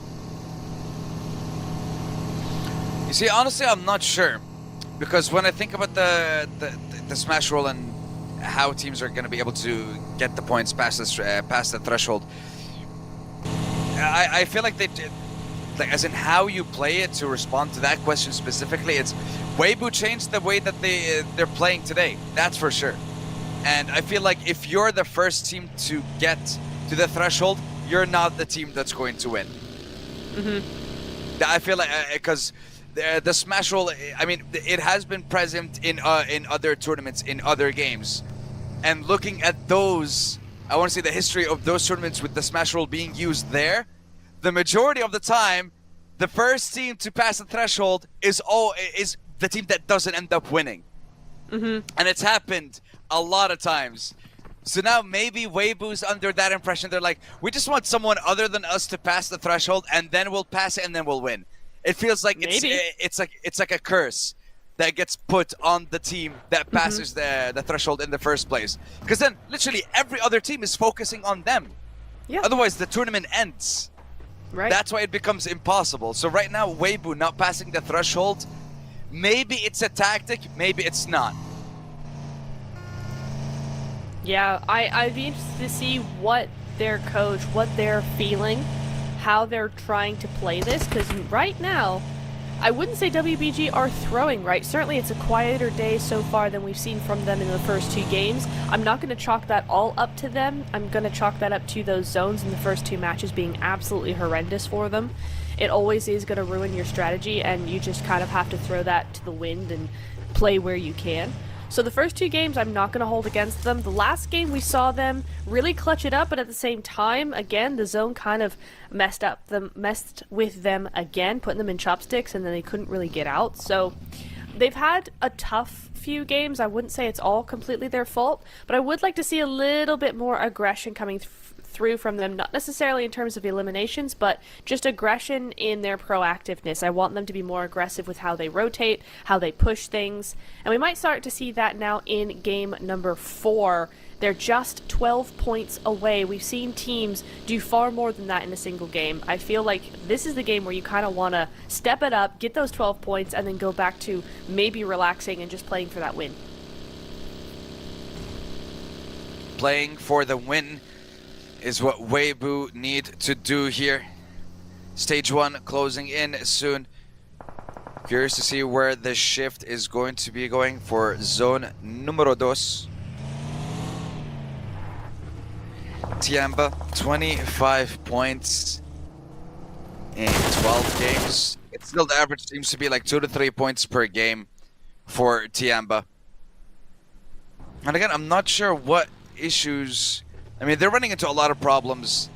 We've seen a few moments. Oh my God, hold on. We'll get back to that. Why? Why does the zone keep doing this to us? Why? Literally, it went to like the most. But I guess the most it could, in terms of water area to take, and it decided, yeah, that's what we're doing now. This is what we're doing. Wow, it really doesn't want WBG to win. What? Okay. Okay, wow, what do you do if you're WBG here? What do you do? We're on board with them right now, and frankly, I'm not sure I want to listen to the team speak right now. Whole lot of heat coming out of him, I feel like. That's just insanely unfair here. Tian with that headshot, nasty shot onto Carrillo. That's going to be LGD, who again, have stepped up a little bit. They've fallen down those leaderboards, but they are getting those early elims every game. That they are, and they need to see if they can secure more of those throughout the game. Influence Rage and DRX fighting for control of the warehouses just south of Georgepool. We have another team towards the likes of Hospital, Team Spirit, showing up in the elimination feed with a couple of elims to their name. Few knocks as it stands to Tiamba. We say they run into problems, and right now the problem seems to be Team Spirit.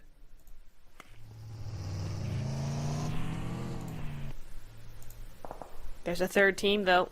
Okay, so WBG have found a way into zone, right? They've got a small compound. It's not going to hold them for very long, but they're just going to be spicing up those vehicles, getting them ready to go for a new rotation. Bit by bit, that's what WBG need to do. Carefully, slowly, bit by bit, but proactively, and not like that. Cool. There is a team rotating behind them. Can't see it. That is BTR. So second place, very, very close to WBG right now. They might just be able to skirt on past. WBG should not engage that, except BTR seem to have a better way into zone and might just try and third party this if they're not careful. It's really, really difficult to say, Sandstorm, just because there's so many options on so many levels here. It's depending on where the teams want, where they want to go, what they want to do. I mean, do BTR try and take out a team, any team they can? Do they play their own game? Right now, they've just lost one, so they've obviously found another team, so for now, WBG are going to be safe. But what's that going to mean for later on in the game? I think for BTR, it's try to, I guess, hold on to that number 2 spot at the moment, because no one's passed the threshold. And there isn't a massive lead so far in favor of Weibo in first place. So if the smash rule isn't going to be applied here, then there is a chance for them to still hope to steal it away in the last game. But I think it's too early to have that kind of thought process. You still have the ability to catch up to them. You caught up and got to 122 points in game number 1. Game 2, 3, you got nothing? You have to make up for it. You can't have another bad game. Definitely not at this point. So BTR really have to step it up. Yep. They really need to start securing points. And Weibo need to use an advantage when it's given. BTR lose a member, you need to try and secure the points. You need to try and survive. And Satar Lest says, not today. Responds to my statement by knocking down Suk from Weibo. And Weibo with the late rotations. They lost one member. We won't be seeing Legolas unleash the wrath of his bow and 3-3Z. And that once again, massive issues for Weibo, because that just means it's harder and harder for them to secure 12 points to pass the threshold. And it would be heartbreaking to get like 10 or 9. But this is the thing, man, right? If you look at where the map went, where the zone went, WBG didn't really have a choice. It was either rotate through here, through these fields in the hill, or rotate down past crates. I mean, they were absolutely going to get just demolished if they went that way. So, once again, the zone really messing up their game. I mean, I'm not even saying, oh, the zone should go to Yesnaya and it should, favor them. How about just a normal zone for WBG?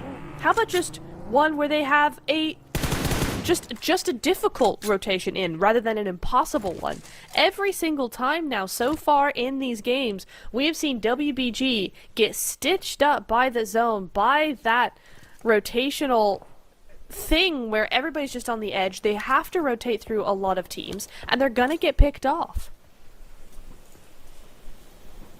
Let's see if Weibo can pick off a couple of eliminations for themselves as well here, Nep, because right now it's going to be up to Order and HE. The name of the game is a total of 12 points. If they can manage, 12 points for 2 players. The only way I see it happening is stealing as many eliminations as they can, and then have to get at least top 3.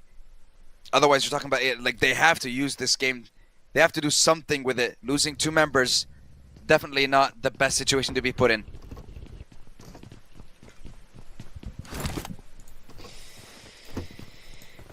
Well, we're going to see where that zone goes. It does center on up. WBG just on the edge there. They're going to actually have a fairly easy rotation in for once. But goodness me, it's not enough. Not as a duo now, not out in the open. Vampires looking down on them. That's he going on out. Tony K grabbing that point. Order probably going to follow in quick succession. He actually taken out by A7. Tony K's point just ripped away, and that is huge for A7. Remember, A7 and Vampire very, very close together. 10 points difference.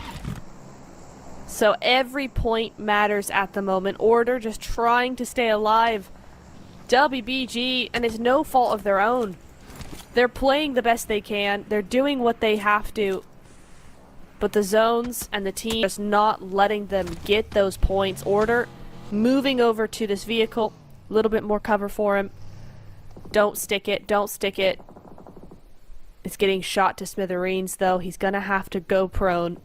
I mean, what do you do here? CD Alliance over in that area as well, over in the compound. Not going to let him through. A7 on one side, Vampire on the other. And I think that might be Rejects behind him as well. Insane work coming in from them. I mean, what can you say? What can you say with that? Such a tough battle being fought here by Order. BTR, on the other hand, did lose Razy, that's true, but Sitar does have a point on the board. Moving up right behind WBG, actually, but they will come across into contact with Jing from Thundertalk. They won the last game. Can they do something with this again? Thundertalk just down to... No, they are a full squad. Still a full squad up and running down to the south side. Yeah, Order. Not going to be long for the world there. Should be able to be taken out. He's going to try and actually destroy the vehicles. Maybe survive as long as he can in this moment. Again, 12 points. Just needs to make sure that the vehicles blow up so he does not get blown up himself. And now survive. Even if you get 1 point, it's 1 point less that you need to secure in the next match. The very slow crawl towards that 152 point mark, just because of how many teams from the bottom of the leaderboard or the middle of the pack have been able to climb up to the top, is what made this such a difficult task for Weibo. And again, the fact that they are in the #1 spot just made them a target for everyone. You saw when we had a single elimination in the elimination feed showing that, hey, it was one of Weibo, the chase was on. So now they have to do it again. And I'm not sure if they can. The zone. Ooh. Yeah, the zone just knocked them out, and looks like Top will be able to pick up that one. Nah, I think they're going to deny the point. There we go. Yep, Tiamba out. Once again, that is unfortunate. Team Spirit able to pick up a couple points onto them first, though, of course. Team Spirit still a full squad. The zone centers up again, and Order been put in such a rough position. Finally gets zone, but he's a solo out in a field behind a buggy with a couple of smokes. There's nothing he could do from this position. PUBG Mobile is cruel sometimes, Sandstorm. It is a cruel, cruel mistress. But listen, we love PUBG Mobile anyways. It doesn't matter. Yes, true. But we want to see... Yes. Goodness. RC. Hold on. Troops. Whoa. Whoa. Okay, producer jumping us right into the fight here with Chups versus Top from APG. DK. What can you do in this situation? Top ready with the nade. A lot of damage. Brings him down to half HP. Doc is finally here with some backup as well. DK will get pushed by the zone, and nade that goes way too far. S12K sings. Fortunately, mic wasn't on. No damage registered. Here comes Doc finally. No. He does not get it, but Top will. Revive will be secured. And they should be able to get into the zone. No problems here. Revo from Alpha 7. Okay. This is the longest that they survived past game #1. Or past game #2, I believe, after that incredible 21 elimination chicken dinner. Influence Rage, though. Influence Rage just took out Doc. That's 2 knocks for APG now. Doc does go out. Influence Rage gets Top. That's APG out in that Elam feed. We have missed it on screen, but Influence Rage just come in and clean up APG. Unable to get any sort of real points on the board for them. But Influence Rage up to 110 now.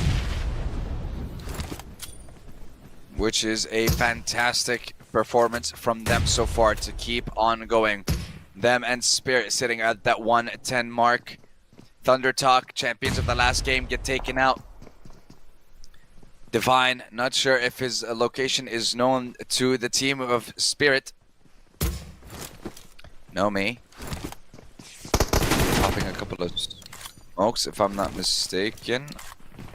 Just to kind of dissuade any push from the side of a Reject.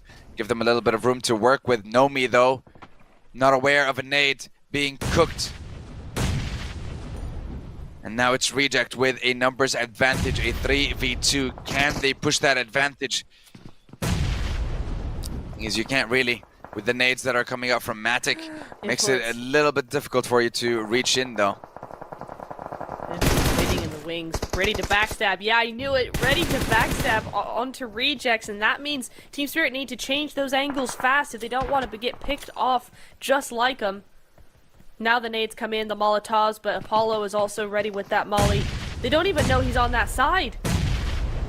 He could come out at any moment, but he's not going to. Meanwhile, VPE! Oh! With the vehicle, that was slap bang onto order. The disrespect coming from him. That was absolutely cruel, and Kitsune! What? Shots being missed between Apollo and Julo, not able to take them out. Gets shut down, and Reject survive top 7. And yeah, that was those scenes from Vampire on Order. That was just unreal. Oh, and you know what really is heartbreaking as well? Order survived that long to go out in 9th place. Still no placement points. So, no points gained from this game, yeah. No. A little bit of a waste for the team in first place. And BTR are still here. BTR is still here as 3. They're outside of zone right now. But I don't know for how much longer they will be in that predicament. Influence Rage as well, outside of zone now, but they've got a better entry. RC, they even know? No, they don't. They do not know that BTR are right below them. That's going to be another elimination going over to BTR for 2 now. Low count for them so far in the game, but it's just getting started. 6 teams still remain.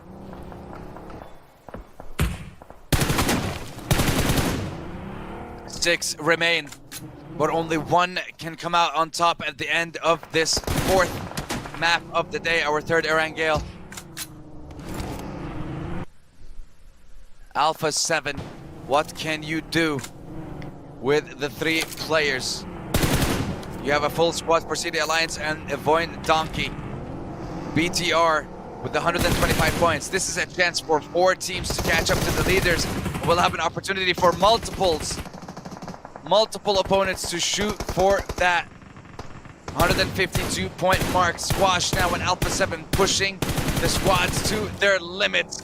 BTR applying the pressure onto Voin Donkey, onto Alpha 7. Nade comes in, Squash on the right side of that rock to get that cover that he needs to survive in this moment. As Alpha 7 down to 1 member. Influence in BTR. This is an opportunity for them to catch up to Weibo. With the 0 points that have been gathered, nades from Void Donkey, you know there's only 1 member left. You better push it and secure those points, secure those elims. And that's exactly what they're doing now. And BTR is still on the southern side of the zone.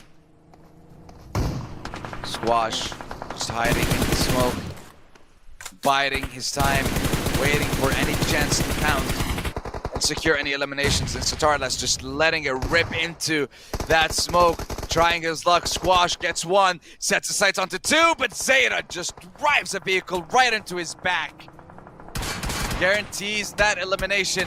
And now, CD Alliance slowly pushing up, but looks like Leon is exposed to the likes of Lil Boy and Influence Rage on 114 points. Looking to get more. BTR full ascended into 2 teams. Snape goes down. Federals realizes this is a huge mistake. Go right back to their previous position now. Yep. Too aggressive from them. A little too much. They understood that and they're going to pull right on back. They only lose 1. It could have been a lot worse.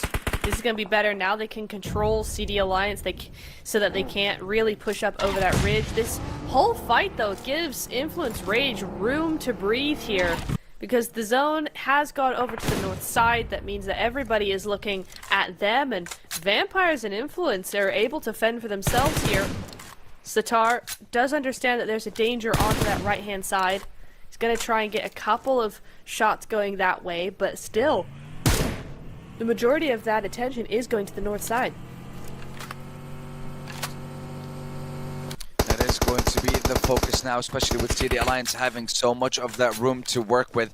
If they're able to take care of Voin Donkey, if they can just try and take out any of the opponents before they even pull up to the location. Tony K suffering at the hands of Influence Rage, being knocked down. Schweppes, let's see if he can actually get the revive here. Influence Rage trying to make their way, but CD Alliance not giving them that opportunity, not giving them a chance to breathe.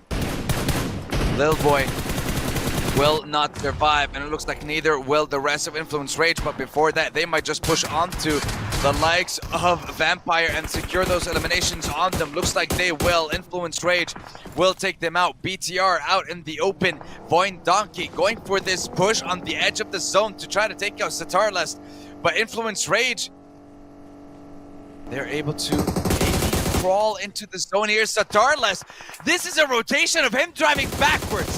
What is this? A Jason Statham movie? What is this? Am I watching The Transporter all of a sudden? What is going on? He drove backwards! He's alive! How? And he's gonna take down Law? He's not gonna allow him to get in? Are you kidding me with that rotation, Satarless? That is one of the coolest ways for him to be able to get in there. Because, I mean, look, I don't care that he got third. That was phenomenal. It was amazing, but That is wild. let's focus on CD Alliance and Voin Donkey now, because one of them will come out with a chicken dinner and hopefully get some more points on the board, Nap. They sure will. CD Alliance, both of these teams stepped up in a big way today. Last 2 games, we've seen them in the top 5.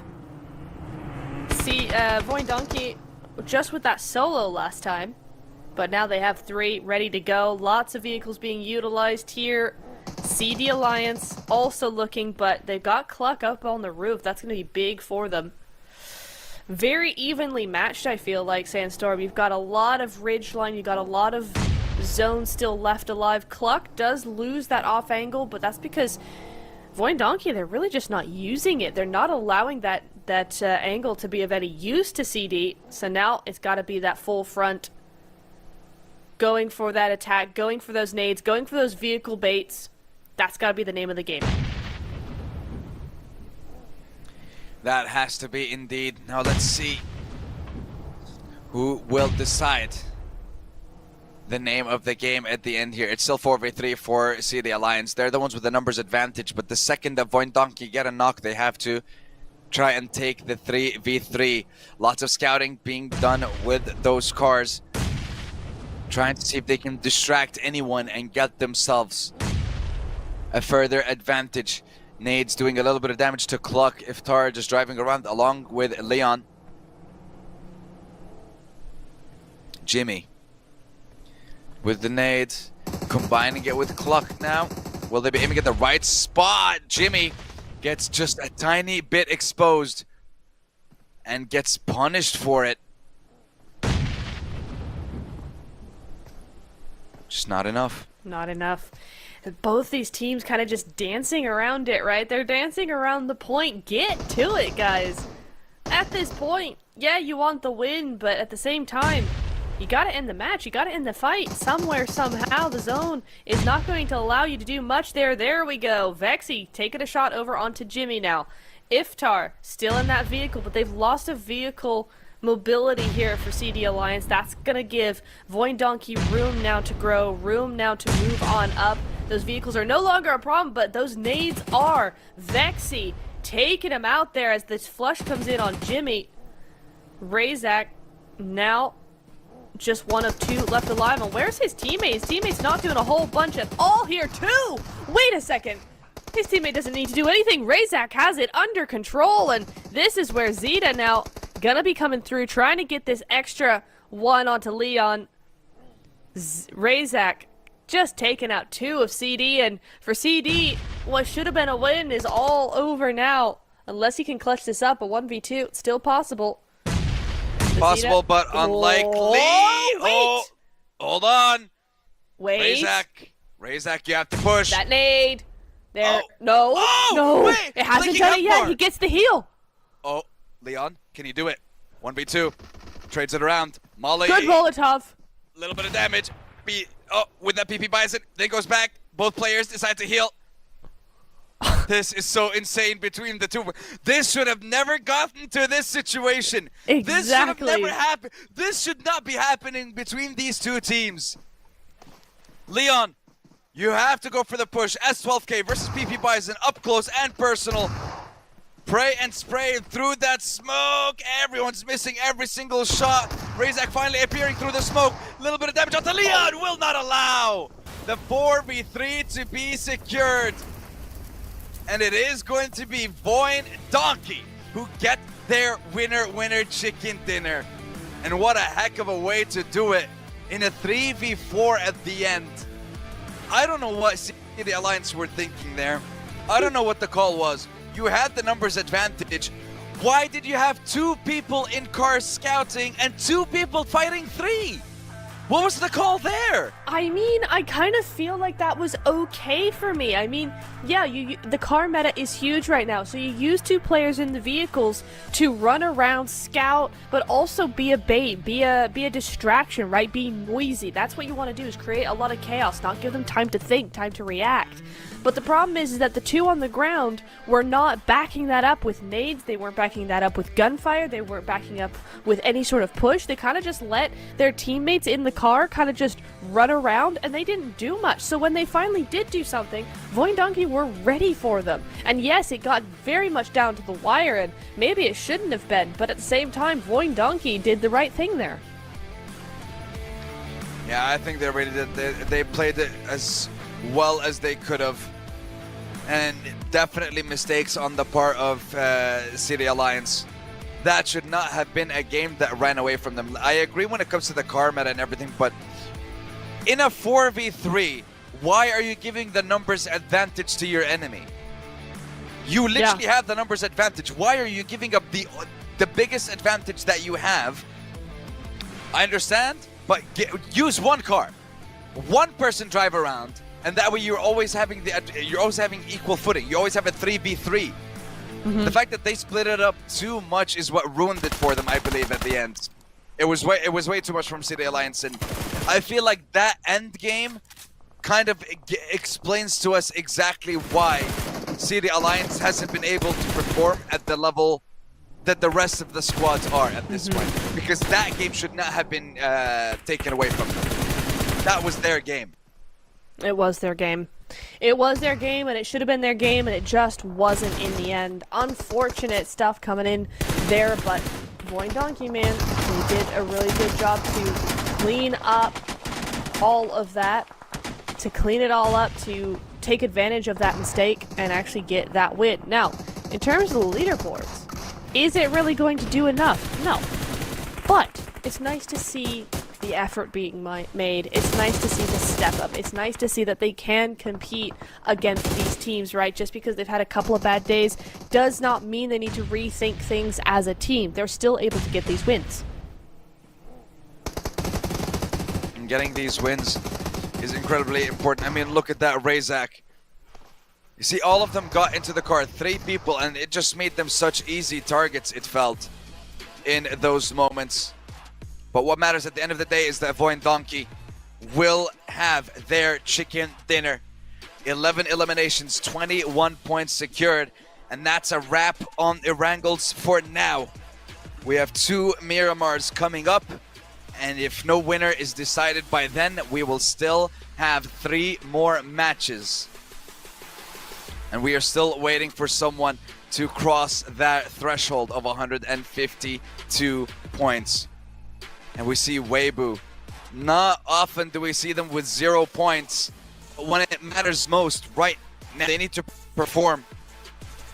They're not showing up and in today's games. It's the curse all over again.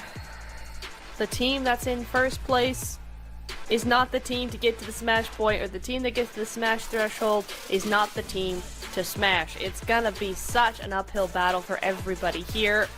WBG do get some points, of course, but not enough, man, not enough. MVP, of course, is gonna be Razak, and it should be, right? That 1v2 at the very end there, just solidifying his MVP status here. 4 elims, 800 damage, 31% team contribution, and now Sandstorm, we're moving over to those overall rankings, and APG is almost badly as they're playing here. I mean, I don't want to say badly, but look at those points. It's not a lot. It's not what we're used to seeing from them. They still step into that 93-point range, so they will be also hitting 100 points very, very soon. That they will be, and it's just going to be another team. Now we have six squads in that lineup. 100 points plus 12 points for Weibo, 22 for BTR, 32 for Influence Rage, 41 still for that 5th place holder. Still a road to go for the teams to get to that threshold and activate the Smash rule, because as of now, it is not activated. We wait and we hope for one of these teams to break that barrier. And right now, Federals is breaking those barriers with those numbers. 6,996 damage. Insane from him and from BTR. Yeah, but Nep, 2 Miramars are waiting for us. So now we are going to be taking a very short break, ladies and gentlemen, boys and girls. And we will be coming right back. So make sure you get your shades. Make sure you get your caps, because you definitely need it for the next map. And of course, everyone participating in the next game, you will need sunglasses as you board the plane, and we will provide them for you. So, we will see you in Miramar very, very soon.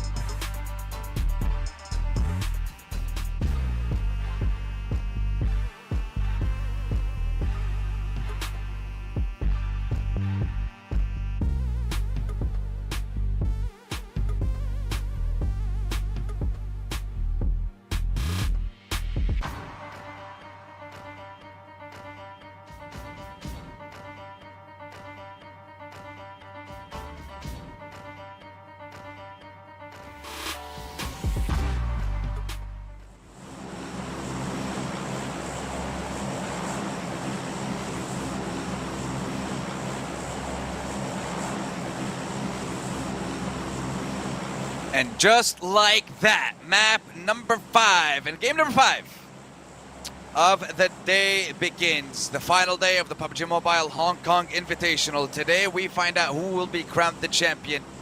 Of course, we will find out and confirm who will be the second team from the PEL to represent them at the Esports World Cup. At the moment, as it stands, it is going to be Weibo and Thunder Talk Gaming. Unless something magical happens from LGD and we see a massive downtrend in performance from the likes of Thunder Talk, but I don't think that's going to happen. And right now, the only thing I want to think about is where that zone is going to end up. And will Weibo cross the threshold?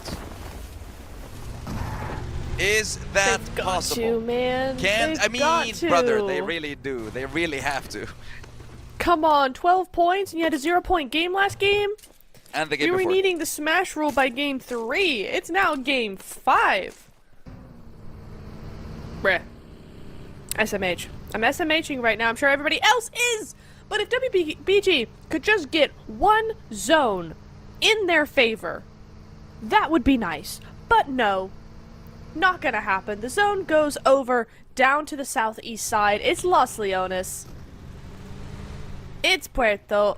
It's all of the things that WBG do not want in their lives. But hey, it favors vampires, favors DRX.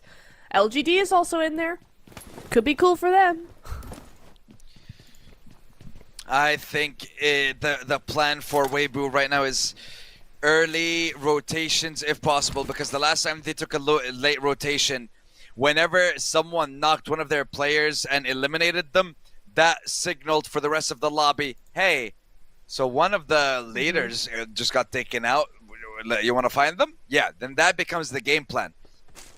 So you don't want to give that free information. You don't want to have that rotation be too late, I'd feel, because you will get caught off. Like, your rotation will get cut off. So for Weibo, try and loot up very quickly, get to a centralized location, and just hold on. Because again, you don't need a win. You really don't need a win. You need 12 points. Anything above that is irrelevant. You need to end this game with 12 points and then get a chicken dinner in one of the 4 games left after this one. But first, get the 12 points. Because otherwise, BTR, 22 away, they can do it. Influence Rage, they can do it in the next 2 games. And then you'll have someone to challenge you for that #1 spot. Meanwhile, Ling and LGD setting up a little bit of a firing range onto Fabian here. They might just... Are they disengaging from this? They might just be. LGD, they've fallen down the leaderboards a lot in the last few games, right? Before today, they were in top 5. Now they're down to 10th place because the teams in the middle have just stepped up so massively. So for them, they don't really want to even get into a 1v2 situation. They want to save their players for another date, for another fight later on in the game. So that's